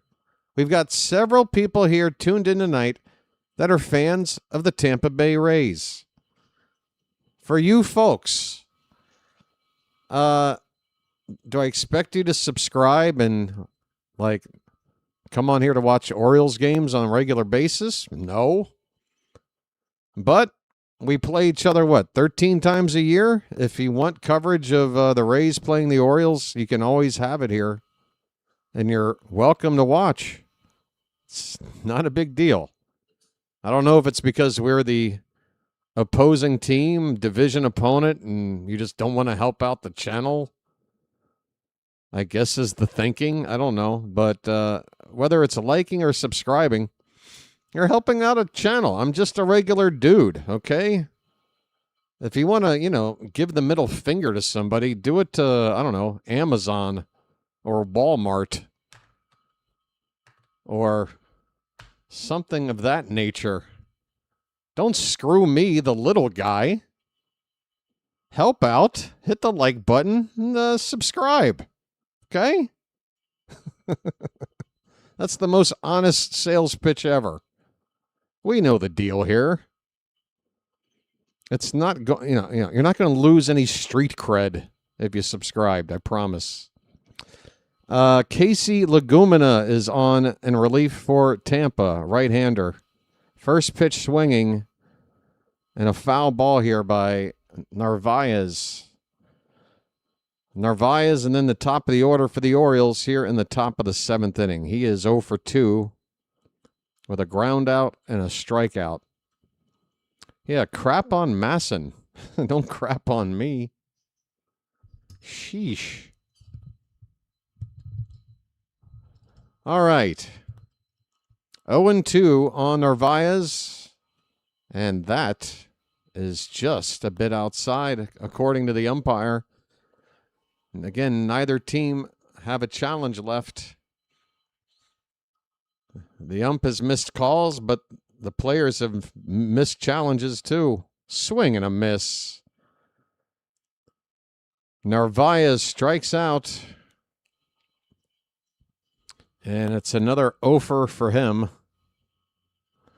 Folks, Oriole batters, since Basayo went down with his injury, I saw the stats somewhere before today's game. I think it was something like a 160 average. So I'll say somewhere about 150 we're hitting. No matter what catcher we've been putting out there. That's tough when you got an automatic out in your lineup. Tyler O'Neill, that ball is hit high in the air, but it is hooking foul. Home run distance down the left field corner. O'Neill just a little bit early on that swing, and the count is 0-2. Ahoy there! Anybody home? Pitch. That was close. Catcher tried to frame it on the outer edge. Ump says ball 1. 1 out, nobody on, and a 1-2 to Tyler O'Neill. Hit foul. We'll do it again.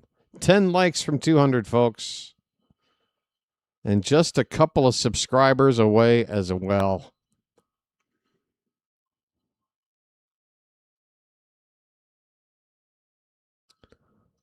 Here's a ball fouled behind the plate. We will do it again.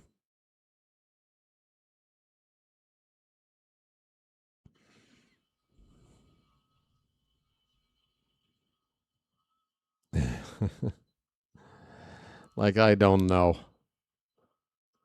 Swing and a miss. O'Neill chased a sinker below the zone, and he strikes out. 2 down.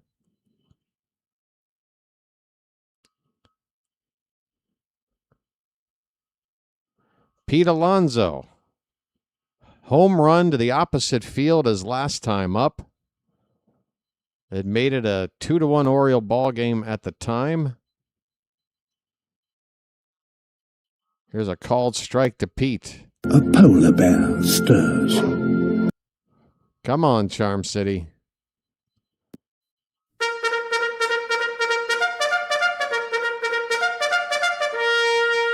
Strike 2, right? Oh, watch out. Alonso got an 0-1 fastball in the middle of the plate, and he took it. It's 0-2. Garrett Clevenger, a lefty up in the Rays pen, he took the loss last night. Fouled away by Alonso, still 0-2.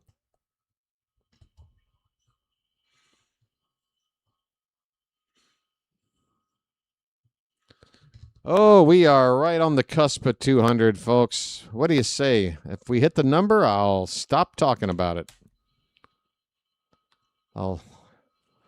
I'm such a generous guy. I'm always looking out for your best interest. 0-2 on Alonso, and man, I am starting to smoke too much on stream. Outside, 1-2. Is this my third lucky already? I don't know. My anxiety level is a little bit high, folks. We got another tight ball game, and a game that would mean so much if we can win. 1-2. Alonso ground ball walls the shortstop with a nice scoop to his left. Will straighten up and throw out Alonso. The inning is over. Scooby has liked and subscribed. Says, let's go Rays. Appreciate it, Scooby. I'm going to root for my team. You root for yours, and we'll call it a day. Appreciate it. Folks, we have reached the 7th inning stretch. We are on the road, but we do have our traditions. So with that in mind, please, if you have a moment, it is time to throw some cakes on the griddle. Thank God I'm a country boy.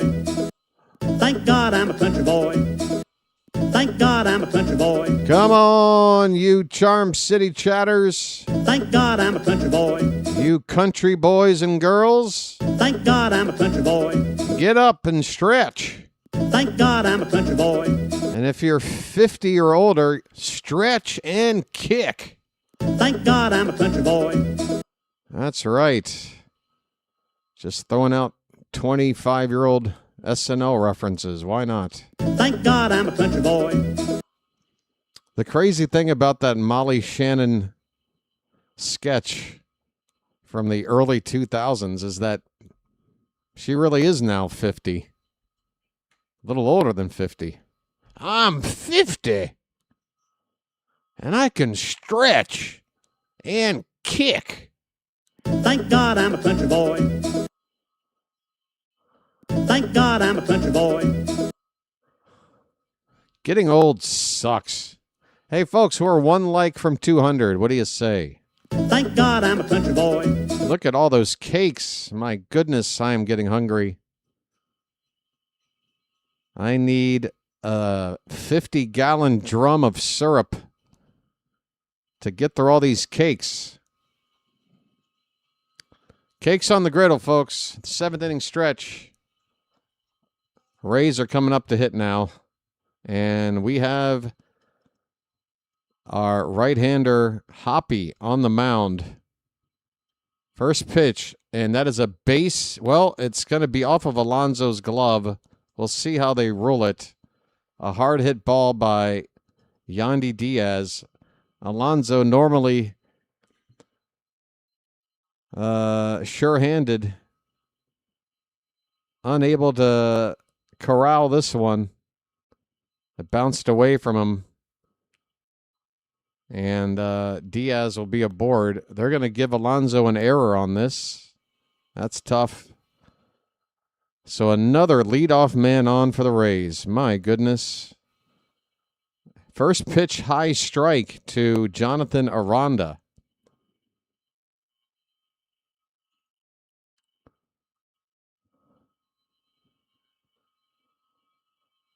Aranda has a couple of singles tonight. Check swing. Did he go? No. 1 ball and 1 strike. Alex Hoppy. Alex. Okay. I can just think Alex Trebek. I can think Jeopardy. I can think how we have to go to the bullpen because we're in Jeopardy. Okay, I've got a way to connect. Alex. Okay. 2 balls and a strike. This is how my brain works. This is how I remember people's names. I have to connect them to something else. 2-1 pitch. Swing and a miss. That was 99, top of the zone. 2 balls and 2 strikes. Come on, Hoppy. Let's not stoppy. 2-2 pitch. That's popped up. Shallow left. Don't drop in. Franklin with the catch. The left fielder coming in for the shallow pop out. 1 away. 1 away in the 7th. 3-2 Orioles.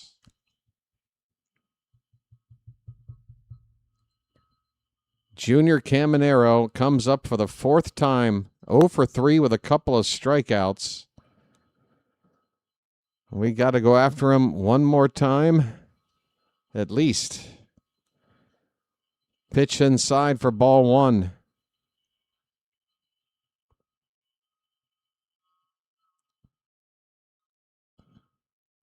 Come on, Hoppy. Pitch. That's a high chop towards second base. Holiday will get it to first in time. There's your second out. Diaz moves up to second base, however. So the tying run for Tampa in scoring position with 2 down. And now we need that final out. The left-handed bat of Liam Hicks is due up. And another lefty Simpson after that. So that's going to do it for Hoppy. He faces the minimum 3. And a lefty is certainly coming on now for Baltimore. It's going to be Josh Walker. He is adjusting his hat. He's taking a chug of water out of a cheap hotel-looking water bottle. And he will come into the ballgame. Folks, we have a call to the bullpen for the Orioles. This is Jack Burton in the Pork Chop Express, and I'm talking to whoever's listening out there. Okay, that's not exactly what I meant to press, but... Okay, call to the bullpen. Trying to get the final out here in the 7th and hold a 1-run lead. 3-2 Orioles. And, all right, good news, bad news. Bad news is the Guardians have a lead now in the bottom of the 4th, 2-1 on the Padres. Good news, Phillies up on the Twins, 1-0. That's already in the top of the 5th inning. I'll probably be redirecting this audience over to that Phillies game where JJ, fellow YouTuber and buddy, is calling the Phillies, as he often does. And, of course, the outcome of that game means something to us, and we want the Phillies to win, so it makes all the sense in the world to me to redirect you guys over there after this game is over. Hopefully we'll be in good spirits, right, folks? I need another lucky. I mean, my anxiety. Is it time for the hat? I don't know. Let's just get this out. The hat normally is reserved for when it's time to come up to hit. Oh, God. Come on, man. I have to come. I'm going to have to find something to replace this. This is just too much. All right, this is the 14th appearance for Josh Walker. He's got an ERA just over 3. He's got one job, and that's to get out a lefty batter right here, right now. But unfortunately, the Rays have a counter move. He will not face the lefty Hicks. He's facing the backup right-handed catcher, Nick Fortes, instead. And a first pitch slider to Fortes is low and in for ball 1. Fortes is batting .270 on the season. Not a bad platoon for the Rays. 1-0 pitch. On the outside edge, called a strike, 1-1. Oh, I need a lucky.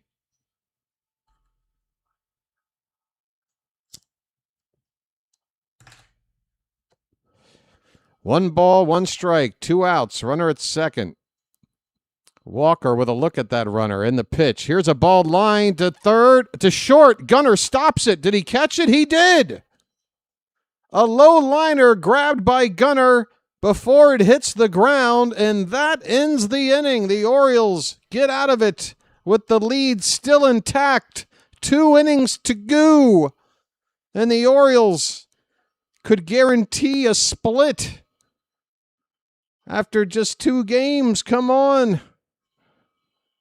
Let's win this damn thing. We're going to the 8th inning. It is Baltimore 3, Tampa 2, folks. Come on.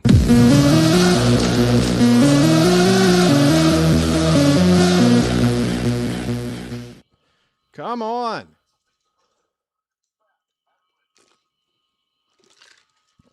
I mean, I am two-fisting it right now. What do you want? You want caffeine? You want nicotine? I'm not here to try and be a lifestyle coach, okay? I've got my vices, and I got no shame about it. But let's just not worry about that right now. Right now, we need a visit from a buddy, an old friend, to help us see this win through. Folks, you know him? You heard about him. Ladies and gentlemen, the Hat. That's right. Oh, you thought this was just going to be another regular game here? No. Not when the Hat is here. The Hat.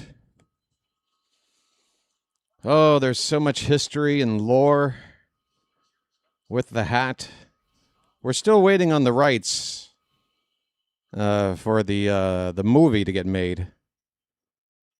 There's going to be an origin story movie about the Hat. It'll star some guy with a six-pack named Chris, I'll imagine. All right, 8th inning. Who's up to hit? Jackson Holiday. First pitch is high for ball 1. Let's go. Legumina still on the mound for the Rays. That is high again. 2 balls, no strikes. Let's go.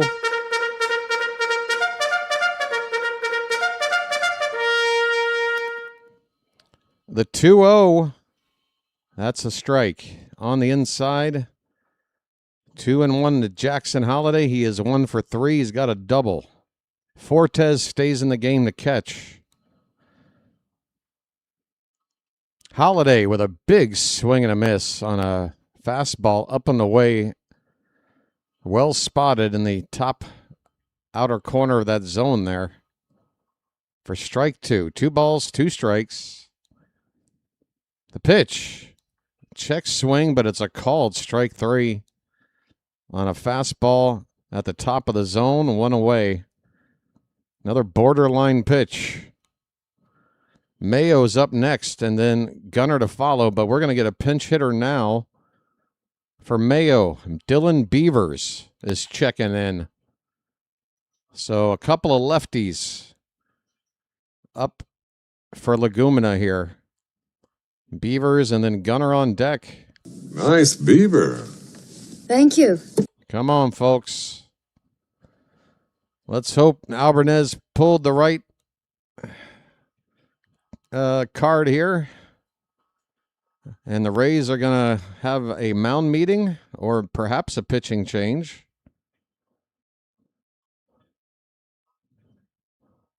Looks like a mound meeting for now.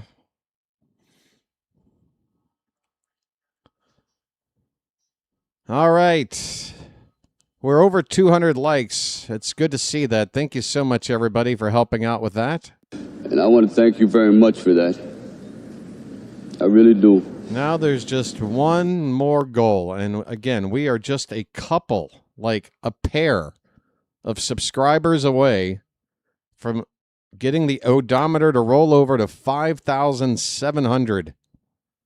A nice triple-digit rollover on the sub count would really get us bird watchers pumped. What do you say? Subscribe. It's free. Ball one to Beavers, up and away.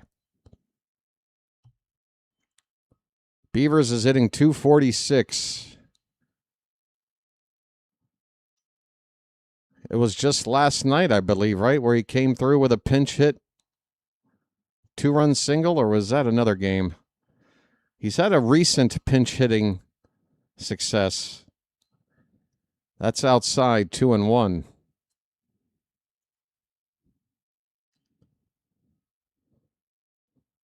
Crowd's making noise here. I guess it's amplified with this indoor venue. That pitch outside. 3-1 now. Beavers with a hitter's count. Come on, folks.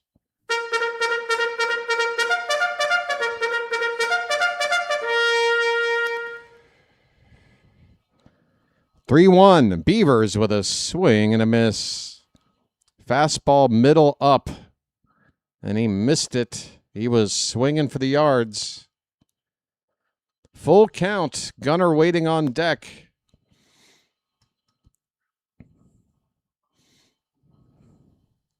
Legumina kicks and deals. And that is a called strike 3.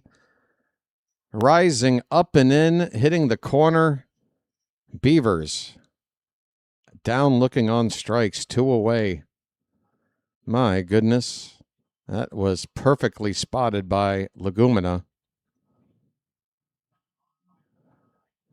Here comes Gunner. He's got a hit. It made him 5 for 5, but he's been 0 for 2 since. That ball is hit to left. That ball is going to be playable on the edge of the warning track, caught out there by Simpson, and this inning is over. Folks, we only have one chance to add to this 1-run lead, and the home team Rays still have 6 outs to play with. We are a long way from a win, but a short time to get there. Come on. Hang on to your hats, folks. We're going to the bottom of the 8th. Who do you want out there on the mound? Tell me your 8th inning arm and your 9th inning arm if we can hold this lead. Who do you want? Who do you got? Kittredge and Cano? Is that it? We will find out. If you've got a better idea, let me know. All right, I'm going to go in under the hood here and take a look at the true count right now. What are we looking at? 2. Just 2 subscribers. Literally 2. 2 subscribers. Come on. We might be at a point, folks, where I'll have to ask those who are already subscribed if they have an extra account that they don't ever hardly use, that they can log into and just sub it up on there. I'll take it. I am truly desperate to get to that number today. I don't mind admitting a little desperation. Hell, this team is desperate. I'm just keeping in line with the team. That's all. That's all this is. Cano with over 20 pitches last night. Okay, I guess there's no Cano. Okay. Gotcha. All right, well, Kittredge and who? We'll see who's on now. It is Rico Garcia. So Rico for the 8th, Kittredge for the 9th. We'll see. First pitch is a strike. Bottom of the zone from Rico. Let's go. Rico. Suave. 5,700. We've gotten there, folks. 5,700 bird watchers. And there's strike 2. Thank you so much. Message for you, son. And I want to thank you very much for that.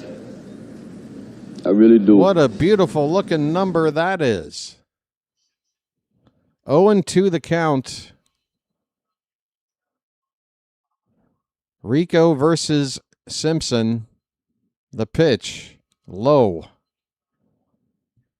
It's the 5, 6, 7 batters for the Rays. Simpson, DeLuca, and Mullins. A lot of speed due up in this inning. Don't want to get him on base. 1-2 pitch. Oh, he lays off one low. That curveball started in the zone. Dropped below. 2 balls, 2 strikes.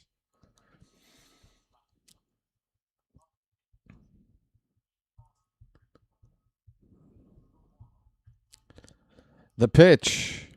Low again. The count goes full. Simpson definitely has a good eye at the plate. You got to throw this guy a strike. Cannot walk a guy with this kind of speed with a 1-run lead. Pitch.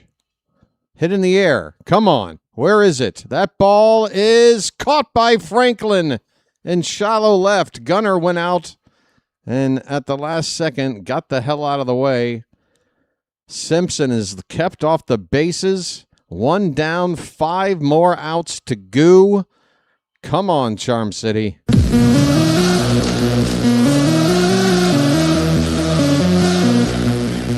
The batter is DeLuca, 0 for 3. That's a great prediction. Thanks for your input. Swing and a miss by DeLuca. Scotty Boy sending a super chat. Thomas Free sending one as well. Look at that. Back-to-back super chats. That might be a channel first. Message for you, son. Here's a ground ball. Hit to Encarnacion Strand. The throw in time. 2 away. 4 more outs to go. 4 more outs.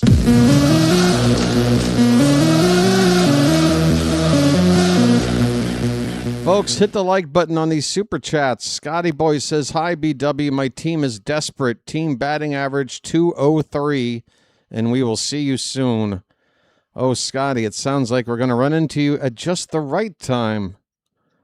Said Mullins at the plate, and a check swing, no swing, ball 1, pitch high.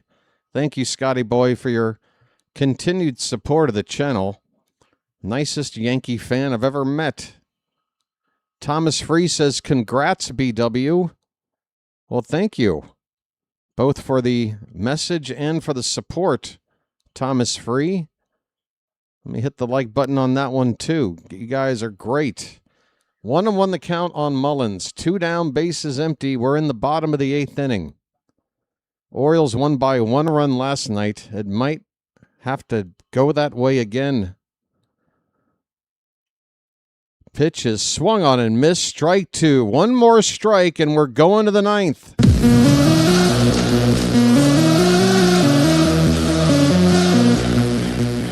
One more strike, and we go to the 9th, leading it. Garcia from the belt. The 1-2 to Mullins. Hit on a line right to Holiday. He's got it. And this inning is over.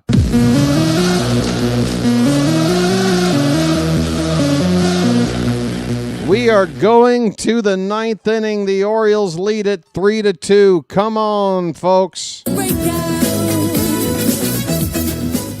Give it up for Rico. Rico. Suave. All right. Rico pitches a clean inning. We needed that. We need this bullpen to be perfect. Now we need a little insurance. Please. The Orioles will be sending up Encarnacion Strand, Franklin, and Taveras. If anybody gets on, Narvaez's spot will be due up. The Orioles would likely pinch hit for him. Might pinch hit for Franklin as well. We got Cowser on the bench. That would help out the defense late as well. Cam Boozer. Okay, this almost feels like a move to keep Cowser from coming up to hit. They'd rather face Franklin. The lefty Boozer is going to come on for the Rays here. Boozer with an ERA of a flat 2 and a whip of just .74. So again, the Orioles do have a couple of righties. And then the switch hitting Taveras due up, but Tampa wants to go to a lefty here. Encarnacion Strand with a big home run that made this a 3-1 game at the time. Tampa then getting 1 run back. Gonna lead off here, folks. Here we go.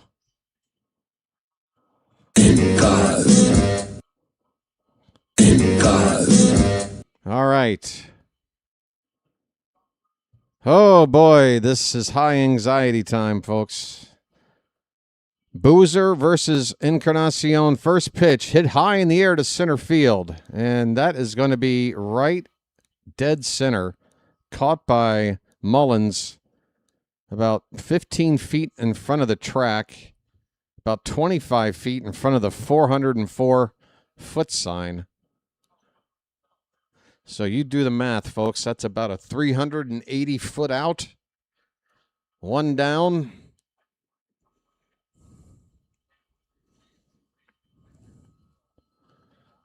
Here is Franklin. He takes high for ball 1. Wow, Franklin, you never told me that you had a sister. Thanks once again for those super chats, guys, and thanks as well to the new subscribers helping us get to 5,700 today.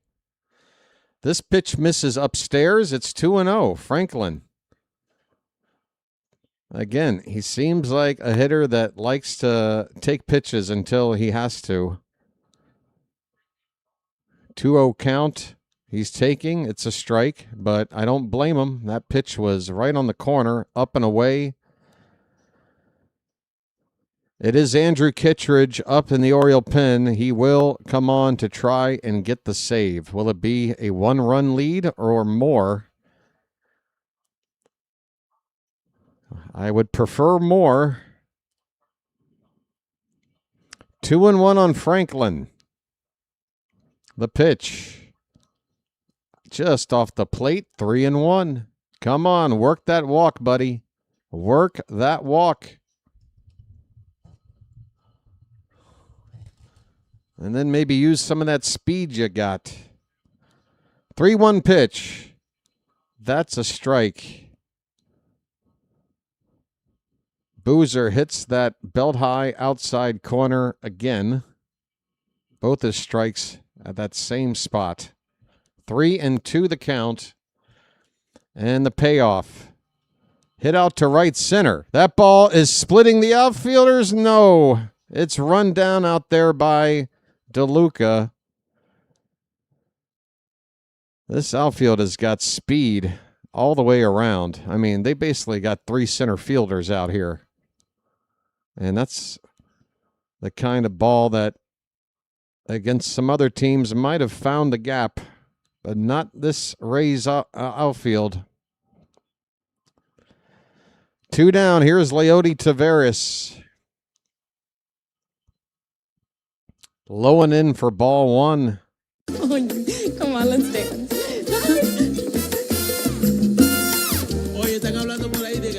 Leody got us on the board in the second inning with that big 2-out RBI single. That's low. 2 balls, no strikes. Pretty large-looking crowd here at the Trop. I've seen them have playoff games with less people than this. That's inside, and now 3-0 to Tavares. I do believe Leote will be taking all the way here.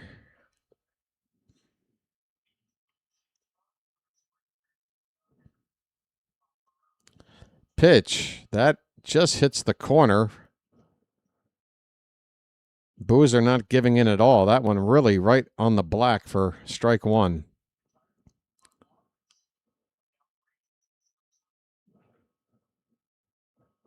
The 3-1.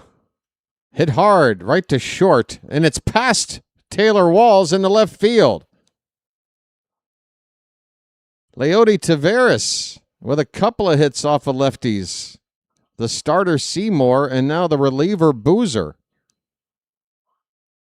It's been a long time coming for Leote to do something with the bat from the right side of the plate. He's got a 2-hit night. I don't know how Walls didn't get this ball. Let me make sure this isn't an error. It does seem like it was in reach of his glove there. Oh, that is a hit. Oh, for God's sakes. Here we go again. Here we go again. Infatuation touches me just when I thought that it would end. Folks, I'm trying to get the game back up. Stand by for this, what is it, once every half-hour routine? It's really annoying. Folks, you're going to have to follow this at bat on your screen. Carlos Narvaez is hitting for himself. I thought maybe we'd pinch hit, but he's in there. And with a ball and a strike,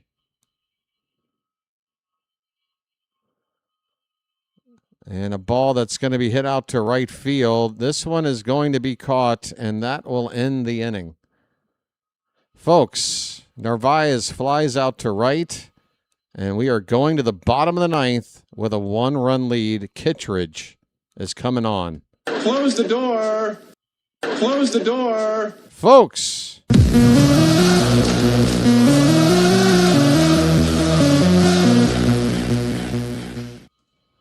All right. It is 3 outs to go for a win, and that means it's time for me to spy on my own channel. That's right. I am entering my own YouTube stream as a viewer because I want to know if the folks here in the Charm City chat know what to do when we have 3 outs to go. What do we do? I'm looking at the chat. Oh, there it is. The hearts are flying already. Yes, that is what I'm talking about. I'm in there tapping away right now myself. I'm tapping it as much as I can to get as many in before I got to go back to calling the game. Keep those hearts flying. Hold on to your hats. We got a 1-run lead trying to win again against these Tampa Bay Rays. Let's go.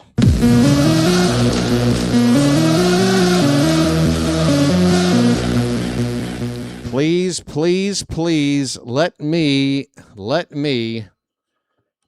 get what I want this time. That would be 2 straight Morrissey references and 2 straight games.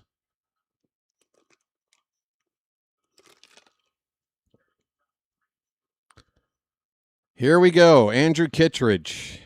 He does have 6 saves on the season and 9 opportunities. A 3.47 ERA.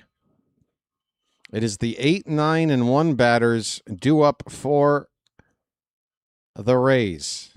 We want a 1-2-3 inning. You got to get these 8 and 9 hitters out. Got to get these first 2 guys for sure. Come on. No messing around. And speaking of no messing around, folks, no spoiling any calls in the chat. Or that is your 2.5 seconds of fame, because that means a lifetime ban on the channel. Here's Palacios. Here we go. First pitch. Swing and a miss on a slider that was low from Kittredge. 0-1 the count. Victor Mesa Jr. is on deck to pinch hit for Walls.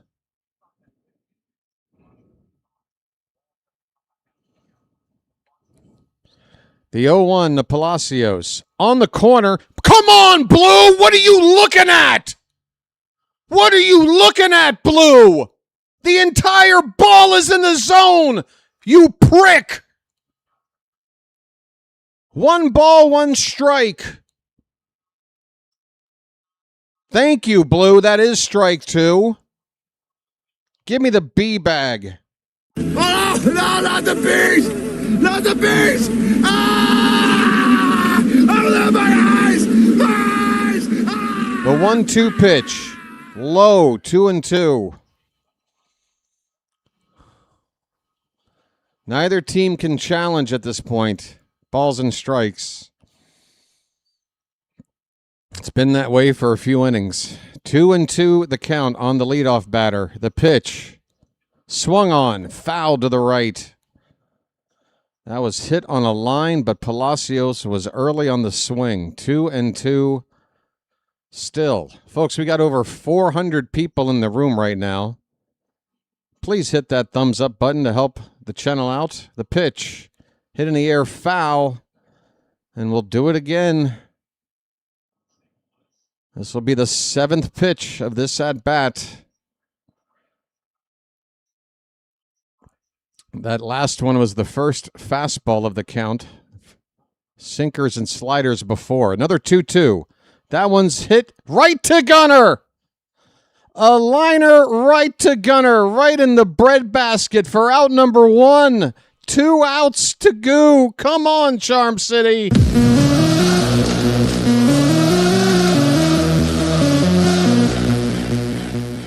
Here is Victor Mesa Jr. pinch hitting for Taylor Walls. He's hitting .215 on the season with 10 home runs. Narvaez is out to talk to Kittredge. Narvaez is doing the talking. Kittredge is doing the listening.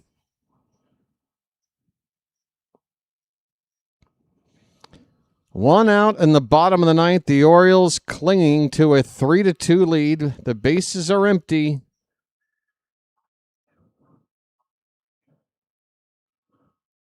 Took 7 pitches to retire that first batter. All right, here we go. First pitch. Bottom of the zone, called a strike. A sinker right where Kittredge wanted it. 0-1.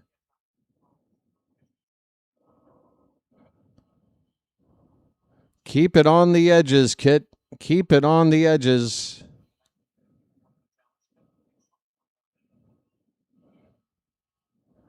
The 0-1 pitch. Swing and a miss. Oh, the slider had him fooled.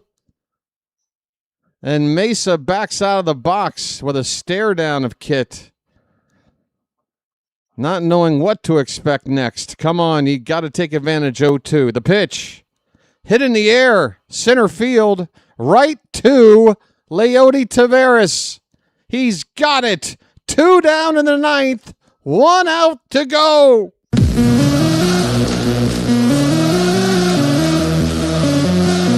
Come on, Charm City. Let me hear you.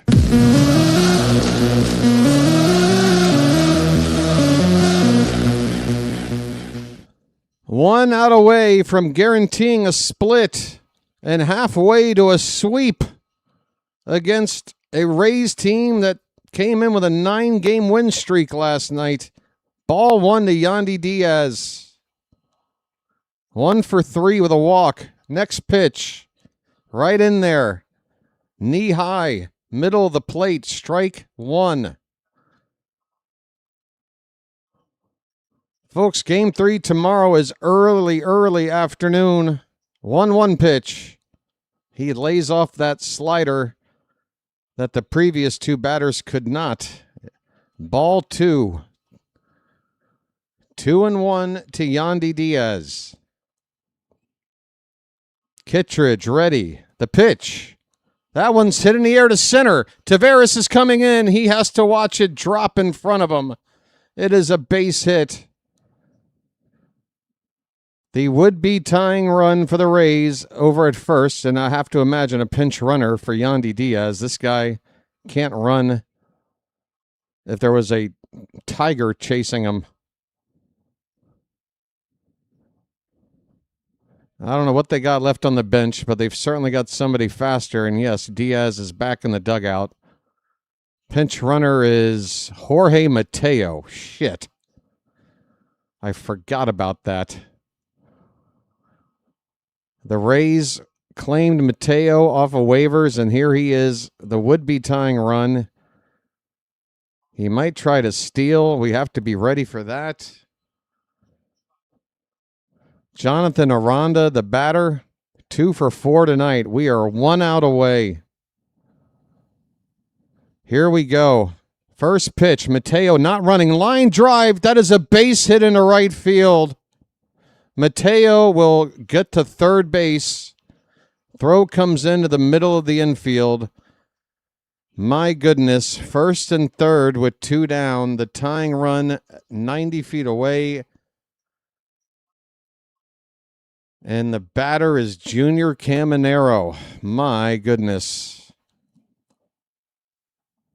It comes down to this.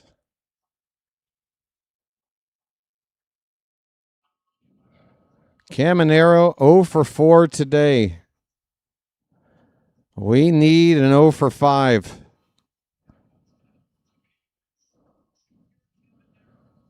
My goodness, 2 down in the bottom of the ninth, runners at the corners, and Drew French is out to talk to Kittredge.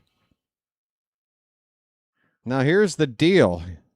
You walk Caminero, you do push the would-be running run in a scoring position, but then you got the right-handed bat of Nick Fortes on deck. You have to trust that Kittredge is going to throw strikes. Can't afford to walk him, but that is an option, and I do think the Orioles have to consider this. Again, you never want to, if you can avoid it, put the go-ahead and winning run in a scoring position, but you're talking about the final out and Caminero's bat versus Fortes's. Let's see what we do here. Here we go. First pitch is, come on, Blue, give us that call. Slider low and away, apparently out of the zone. Ball 1. It might have been a ball, I can't tell. Oh, my goodness. The 1-0 pitch. Swing and a miss. He goes back to that pitch. 1 ball, 1 strike. Folks, we got nearly 500 people here right now. We could smash records if you guys hit that like button and get some new subscribers in here as well. Come on. 1 ball, 1 strike. The pitch, low. A sinker at 95, 2-1. Fortes on deck, and again, they got nobody to go with to improve, because he already pinch hit for their other catcher. 2 balls, 1 strike. The pitch popped up. Where is it? It's out of play. 1 more strike.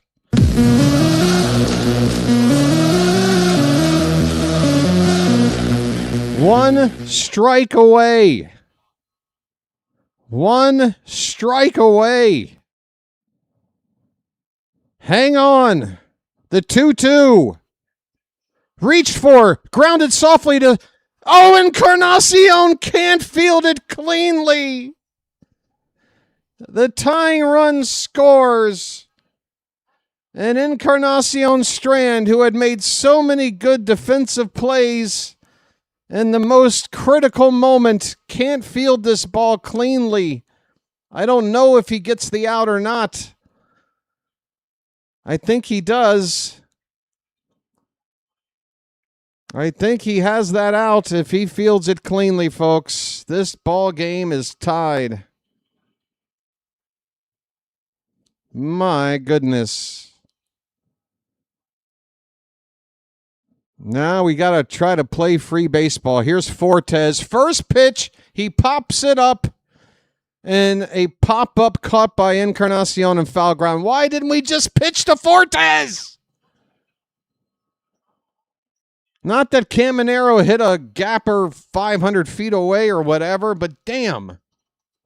I just knew Fortes was going to be an easy out. Foul pop-up ends the inning.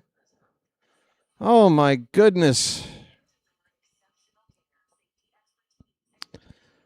Oh, my goodness, folks. We go to extra innings. Tied at 3.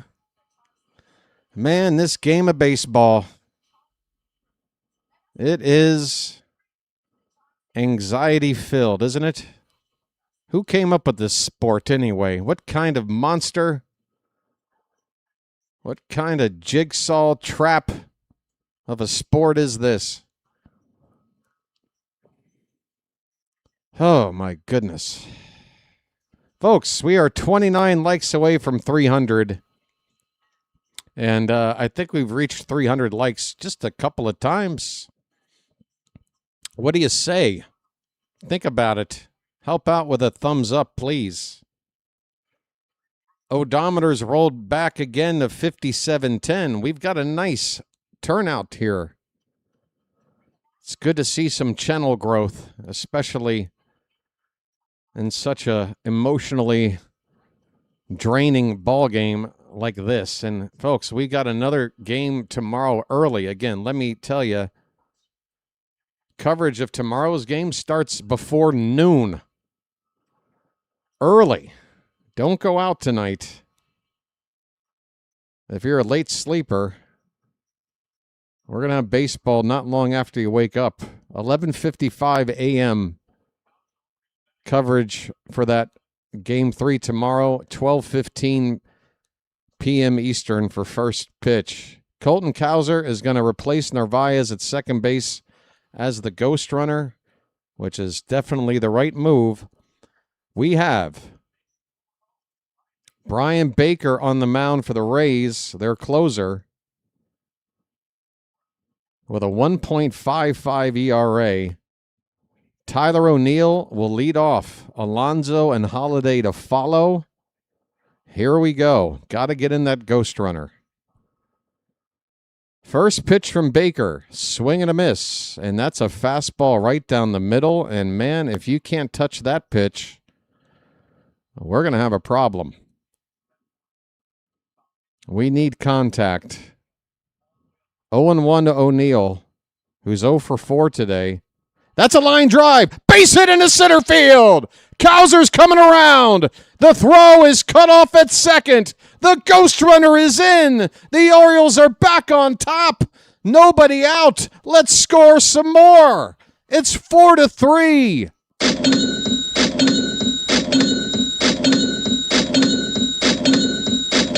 Folks. It's magic, you know. It's magic. On a magic carpet ride. On a magic carpet ride. You believe in magic. Break out. Big swing and a miss on a changeup by Pete Alonso. A polar bear stirs. Alonso 2 for 4, including a home run. We need another run to feel good. Alonso, opposite field. Get down. That's a base hit. O'Neill will stop at second base. Alonso's third hit of the night. Baker has given up back-to-back hits against his former team. Good to see you, Brian. Here comes Holiday. Man, now what? Holiday, you got to make sure these runners move up a base at least. I'm not saying flat out bunt here, but God, we just had somebody to run for Alonso. Wait a minute. Speaking of Alonso, why is the trainer in Albarnez out there with Alonso at first base right now? Do not tell me Alonso. Oh, boy. Hamstring problem, perhaps. Apparently, Alonso feeling it, running to first. He's not coming out of this game, though. The trainer in Albarnez jogging back to the dugout. But this could be an issue. We might have somebody with Kirk Gibson World Series level speed out there at first base. O'Neill at second. That is the bigger run right now. Holiday at the plate. First pitch. Swung on and missed. A high fastball. Strike one.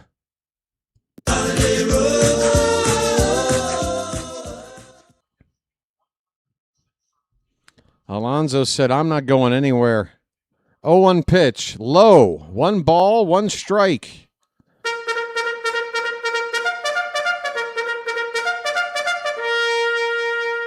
Come on, Charm City.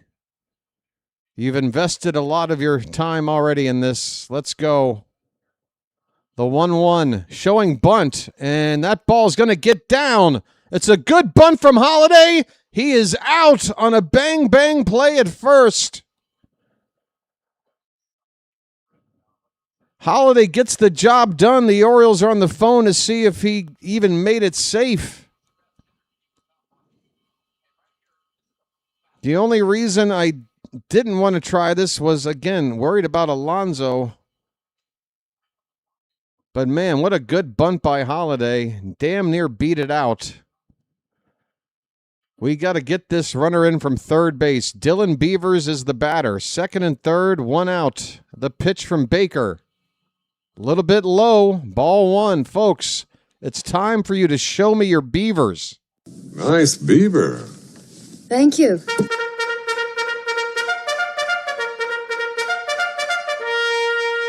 I want to see everybody's Beavers right now. That's a called strike. 1-1, a changeup on the inside edge. 4-3 Orioles in the top of the 10th. The Rays have the infield in. Mateo, by the way, playing it short. The pitch swung on and missed. A big swing by Beavers on a fastball. He missed it. Come on, buddy. Got to make contact. Runner at third with less than 2 out. We need more than a ghost runner. The pitch. Called strike 3. That looks up and away.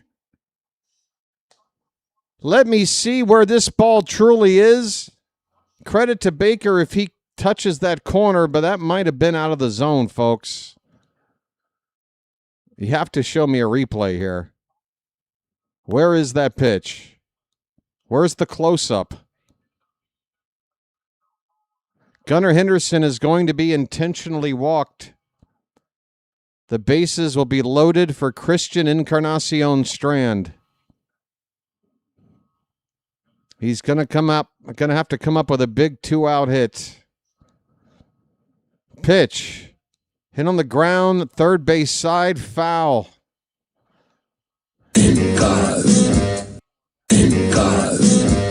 My goodness.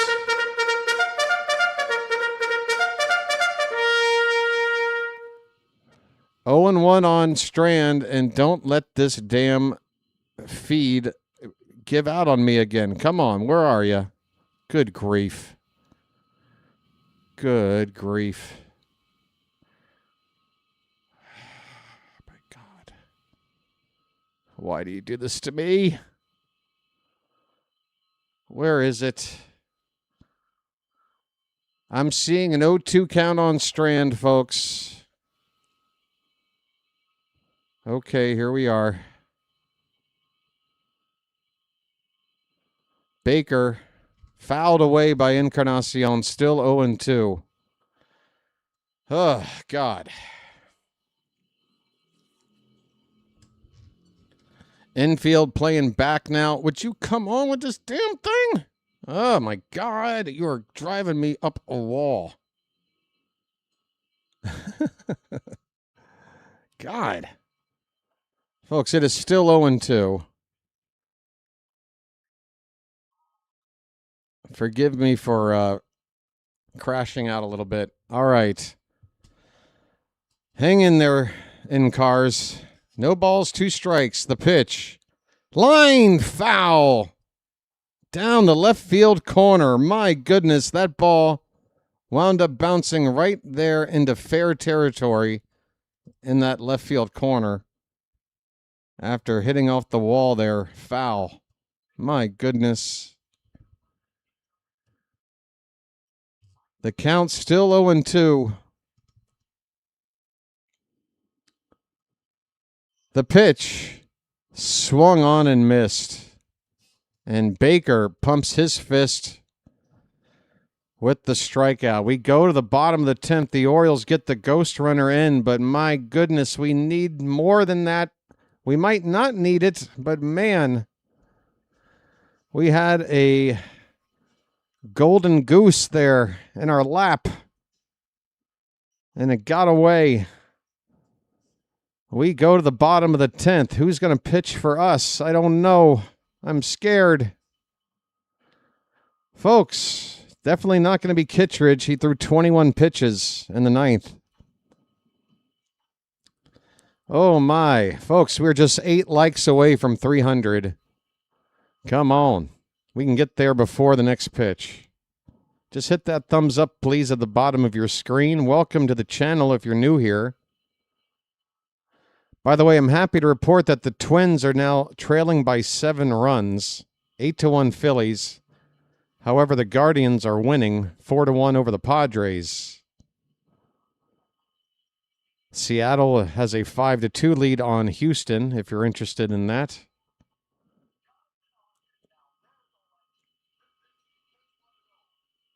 Rangers will be playing the Athletics. That game starts in about half an hour. Folks, can we hold on? This Rays team, they execute the fundamentals more often than not.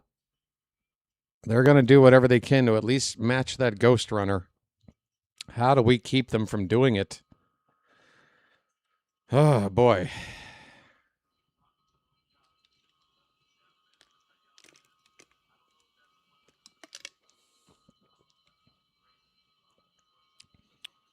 Folks, we're going to Cam Sanders. Sanders has found himself in a lot of big situations, and he's in another one here.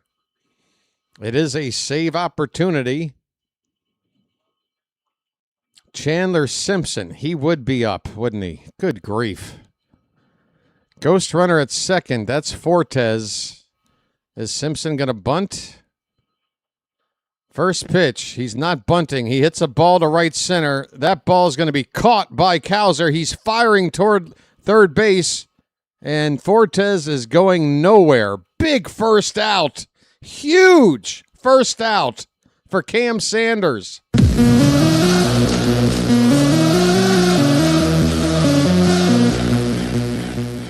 All right, no small ball here. And how about Cowser, man? He's not taking any chances.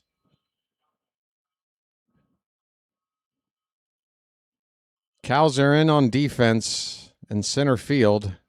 All right, next batter, first pitch is low and away with a changeup. Ball 1 to Johnny DeLuca. He is 0 for 4.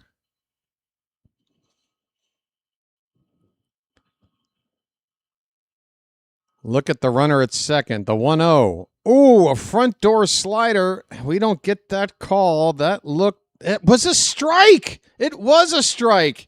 Blue, you bastard. Unbelievable. 2-0 instead of 1-1. The pitch. That's a good one. A slider. DeLuca went around. It should be 1-2. It's 2 balls and a strike. Joel Pozo is now doing the catching for the Orioles. Taveras moves over to right field with Cowser in center. 2-1 pitch. That slider stayed inside. 3-1.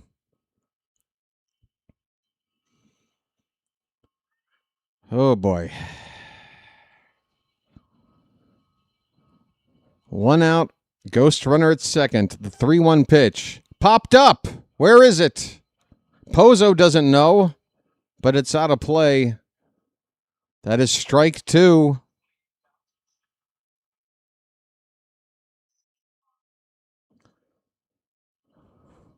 One more strike to get the second out, and then one more out to get the W. Yenier Cano is up in the Oriole bullpen. Despite having thrown a lot yesterday, that pitch is inside for ball 4. DeLuca will walk. It does set up a potential game-ending double play ball, but it also puts the would-be winning run on base. My goodness.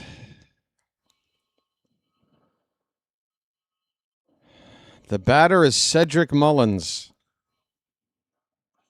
Oh, Ced, please, my old friend, don't hurt us. First pitch outside, ball 1.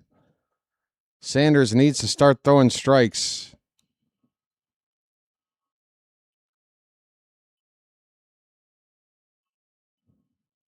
Want to know the count. The pitch.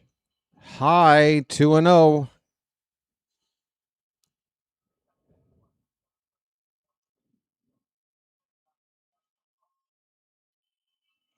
Oh, my goodness. Speaking of high, somebody check my blood pressure.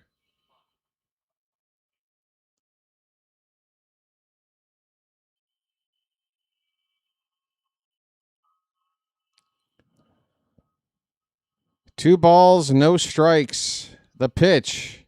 There's a strike. Mullins taking a slider all the way. 2-1 the count. Hang in there. 2-1 on Mullins. The pitch. Swung on and foul tipped at the plate for strike 2. Oh my. We need a K. We need a pop-up. Or we need a ground ball hit right at somebody to turn 2. That would be nice. 2 balls, 2 strikes on Mullins. Sanders is ready. Come back to me, live stream. Come on, live stream. Come on. There you are. My goodness, folks. 2 strikes, or 1 strike. Now strike 2. Palacios goes around on a low changeup in the dirt. 1 more strike.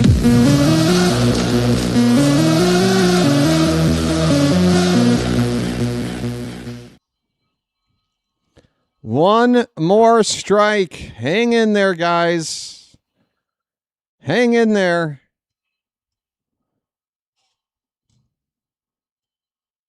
The 0-2 bounces in there. Pozo with the stop. Runners hold at first and second. Hang in there, folks.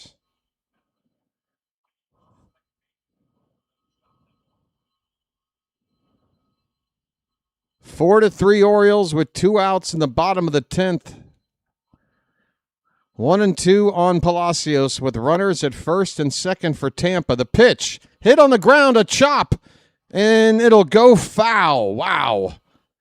The second time that ball bounced, it had some English on it. And I'm happy, I think. I'm not sure if we would have had an out on that play.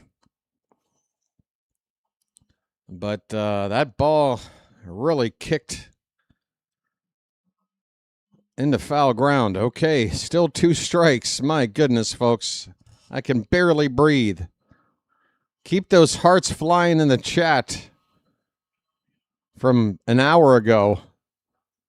We need 1 strike. Come on.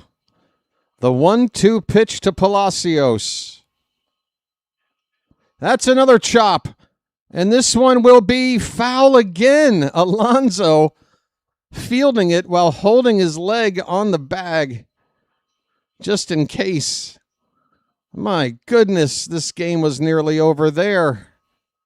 Look at Pete. He is banged up. His pants are ripped on his back left thigh. Poor Pete. Come on. We need to get this out. Let's hurry up. Unbelievable ball game. 1 ball, 2 strikes. Sanders is ready. The pitch. Inside, and Palacios turns out of the way. 2-2. You gotta be shitting me. Folks, you think you've had lag issues, you should see the issues I'm putting up with. Come back to me, ball game. Come on. Oh, you gotta be kidding me. Not right now. Come on. Folks, I am so sorry to report this to you in such a bad way, but wait, is it true? Strike 3! This ball game is over! The Orioles are in the win column! They hang on in extras! Final score!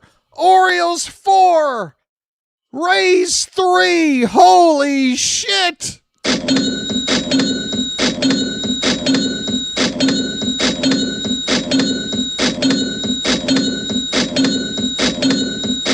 It was worth the technical difficulties. It's magic, you know. It's magic. On a magic carpet ride. On a magic carpet ride. You believe in magic.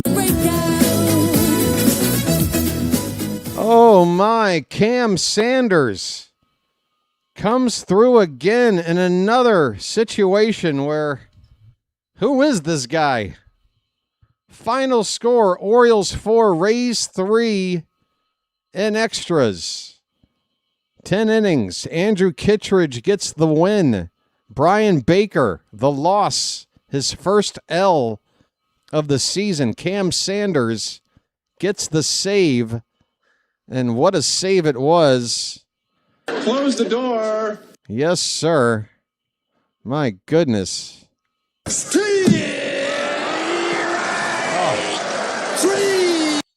Oh, my God. Well, y'all come back now, you hear? Oh, my goodness, folks. Before you run out that door, keep hitting that like button. We got well over 300 likes. We can break a record, perhaps. I don't know. I'll have to look back and see what the record is, but keep it going, folks.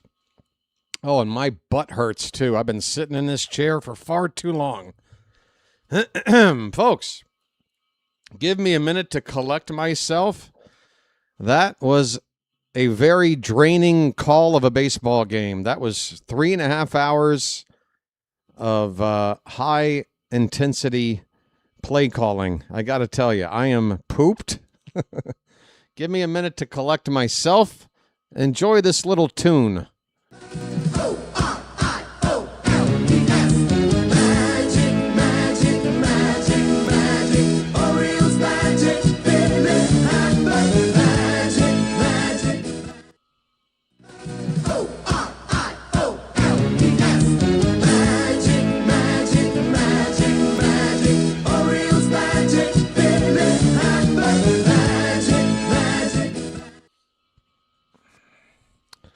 My, oh my. I said it 3 hours ago. If we're going to win down here when we shouldn't be winning, it's not going to be pretty. It's going to be dramatic. It's going to have mistakes involved. It's going to have frustration involved. But that's the recipe. This Rays team is not easy to beat. And we've done it with 1-run wins in back-to-back games. after they had busted out a 9-game win streak. These are quality wins, okay?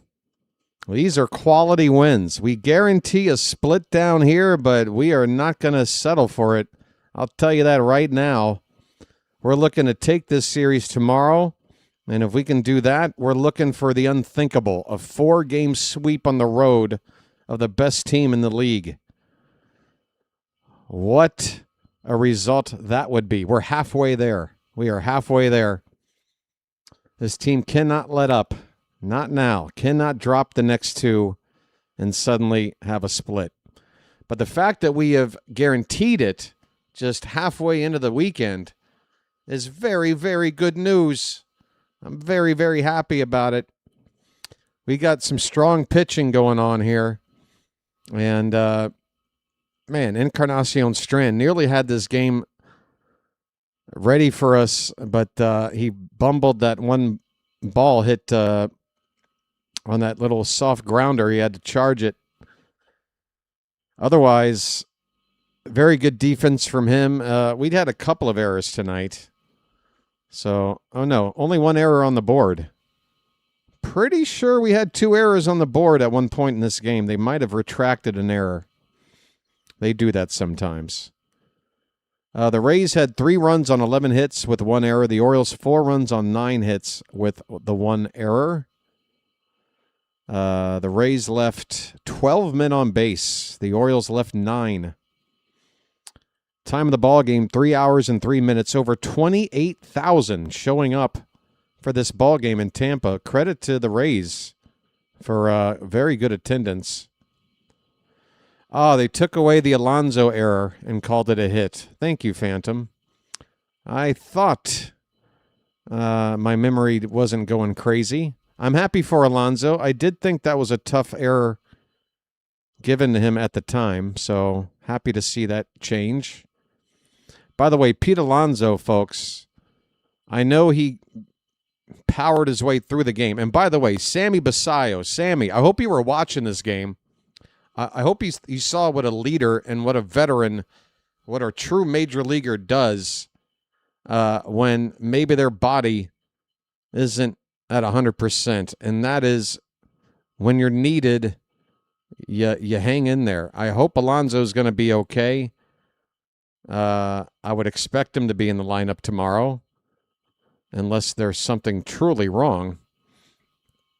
So let's just cross our fingers that nothing is wrong. We cannot afford to lose him. I don't think I need to stress that at all. That would be catastrophic. Let's talk about tomorrow's matchup. Or should I go through... well, first let me credit the Orioles bullpen here tonight. Kyle Bradish went 6 innings, and he gave up a lot of base runners, 11 of them, 7 hits and 4 walks, but still pitched a quality start with a run to spare, just 2 earned runs in those 6 innings of work. We had Alex Hoppe, Josh Walker, Rico Garcia. They combined to pitch the 7th and 8th innings, giving up just 1 hit without a walk and no runs combined. Walker only had to throw 3 pitches, Hoppe only 8. So they should both be available tomorrow. Then Rico had 12 pitches in his inning of work. Kittredge then struggled. He could not get that save in the 9th. Gave up 3 hits, including one that scored the tying run. But then Cam Sanders gets a couple of strikeouts in the 10th inning with that ghost runner. Had a walk, but that walk might have been semi-intentional to get to the next batter. I can't remember the situation. All I know is that one situation, we should not have pitched to Caminero. We should have just put him on and gone after Fortes. Again, I acknowledge doing that does set up a situation where, a base hit and now you lose the game. But I'd rather have a guy like Fortes beat me than a guy like Caminero tie it, if that makes any sense. Anyway, we battled through. Unbelievable. The bats today. How about Pete Alonso? 3 hits. He also made some nice plays in the field. And they took away his error, so he doesn't even have to worry about that. Pete Alonso is now up to a 264 average with 3 hits today. I'm going to have to give Pete, I think, player of the game here. Yeah. With Cam Sanders getting an honorable mention for that 10th inning of work. Give me Pete Alonso for player of the game here, a 3-hit game, and again, battling through perhaps an injury and making some nice plays over at first base. Pete Alonso, folks. All right, that pretty much wraps up how this one has gone. It's time to look at a live standings. What am I going to see? Because there are still games in progress. But at the moment, the Orioles, by the way, 60th win of the season, number 60. However, the ESPN, there it is, 60 and 63. Folks, we're in a virtual tie. We are currently in a virtual tie for a playoff spot. They have the Blue Jays listed ahead of everybody, which they should not, because they have played 2 additional games.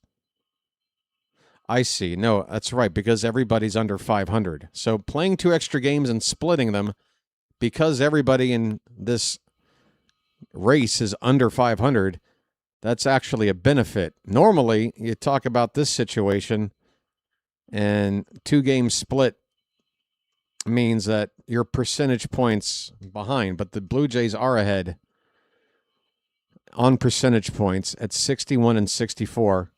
We played 2 less games. If we split them, we're even with Toronto. We are now level with the Twins at the moment, as well as the Tigers and the Rangers. At this precise moment, all 4 of those teams, the Twins, the Tigers, the Rangers, and us, we're all 60 and 63. Now, a couple of the Rangers and Twins are still playing. Guardians are also in the mix. They are 1 game back at the moment. They could get to within half a game of this bunch, I guess. But yeah, we are right there. We are in a virtual tie for the final playoff spot. How is this possible? We're back to now 3 games under 500. The closest we've gotten since early in the season to 500 was 2 games.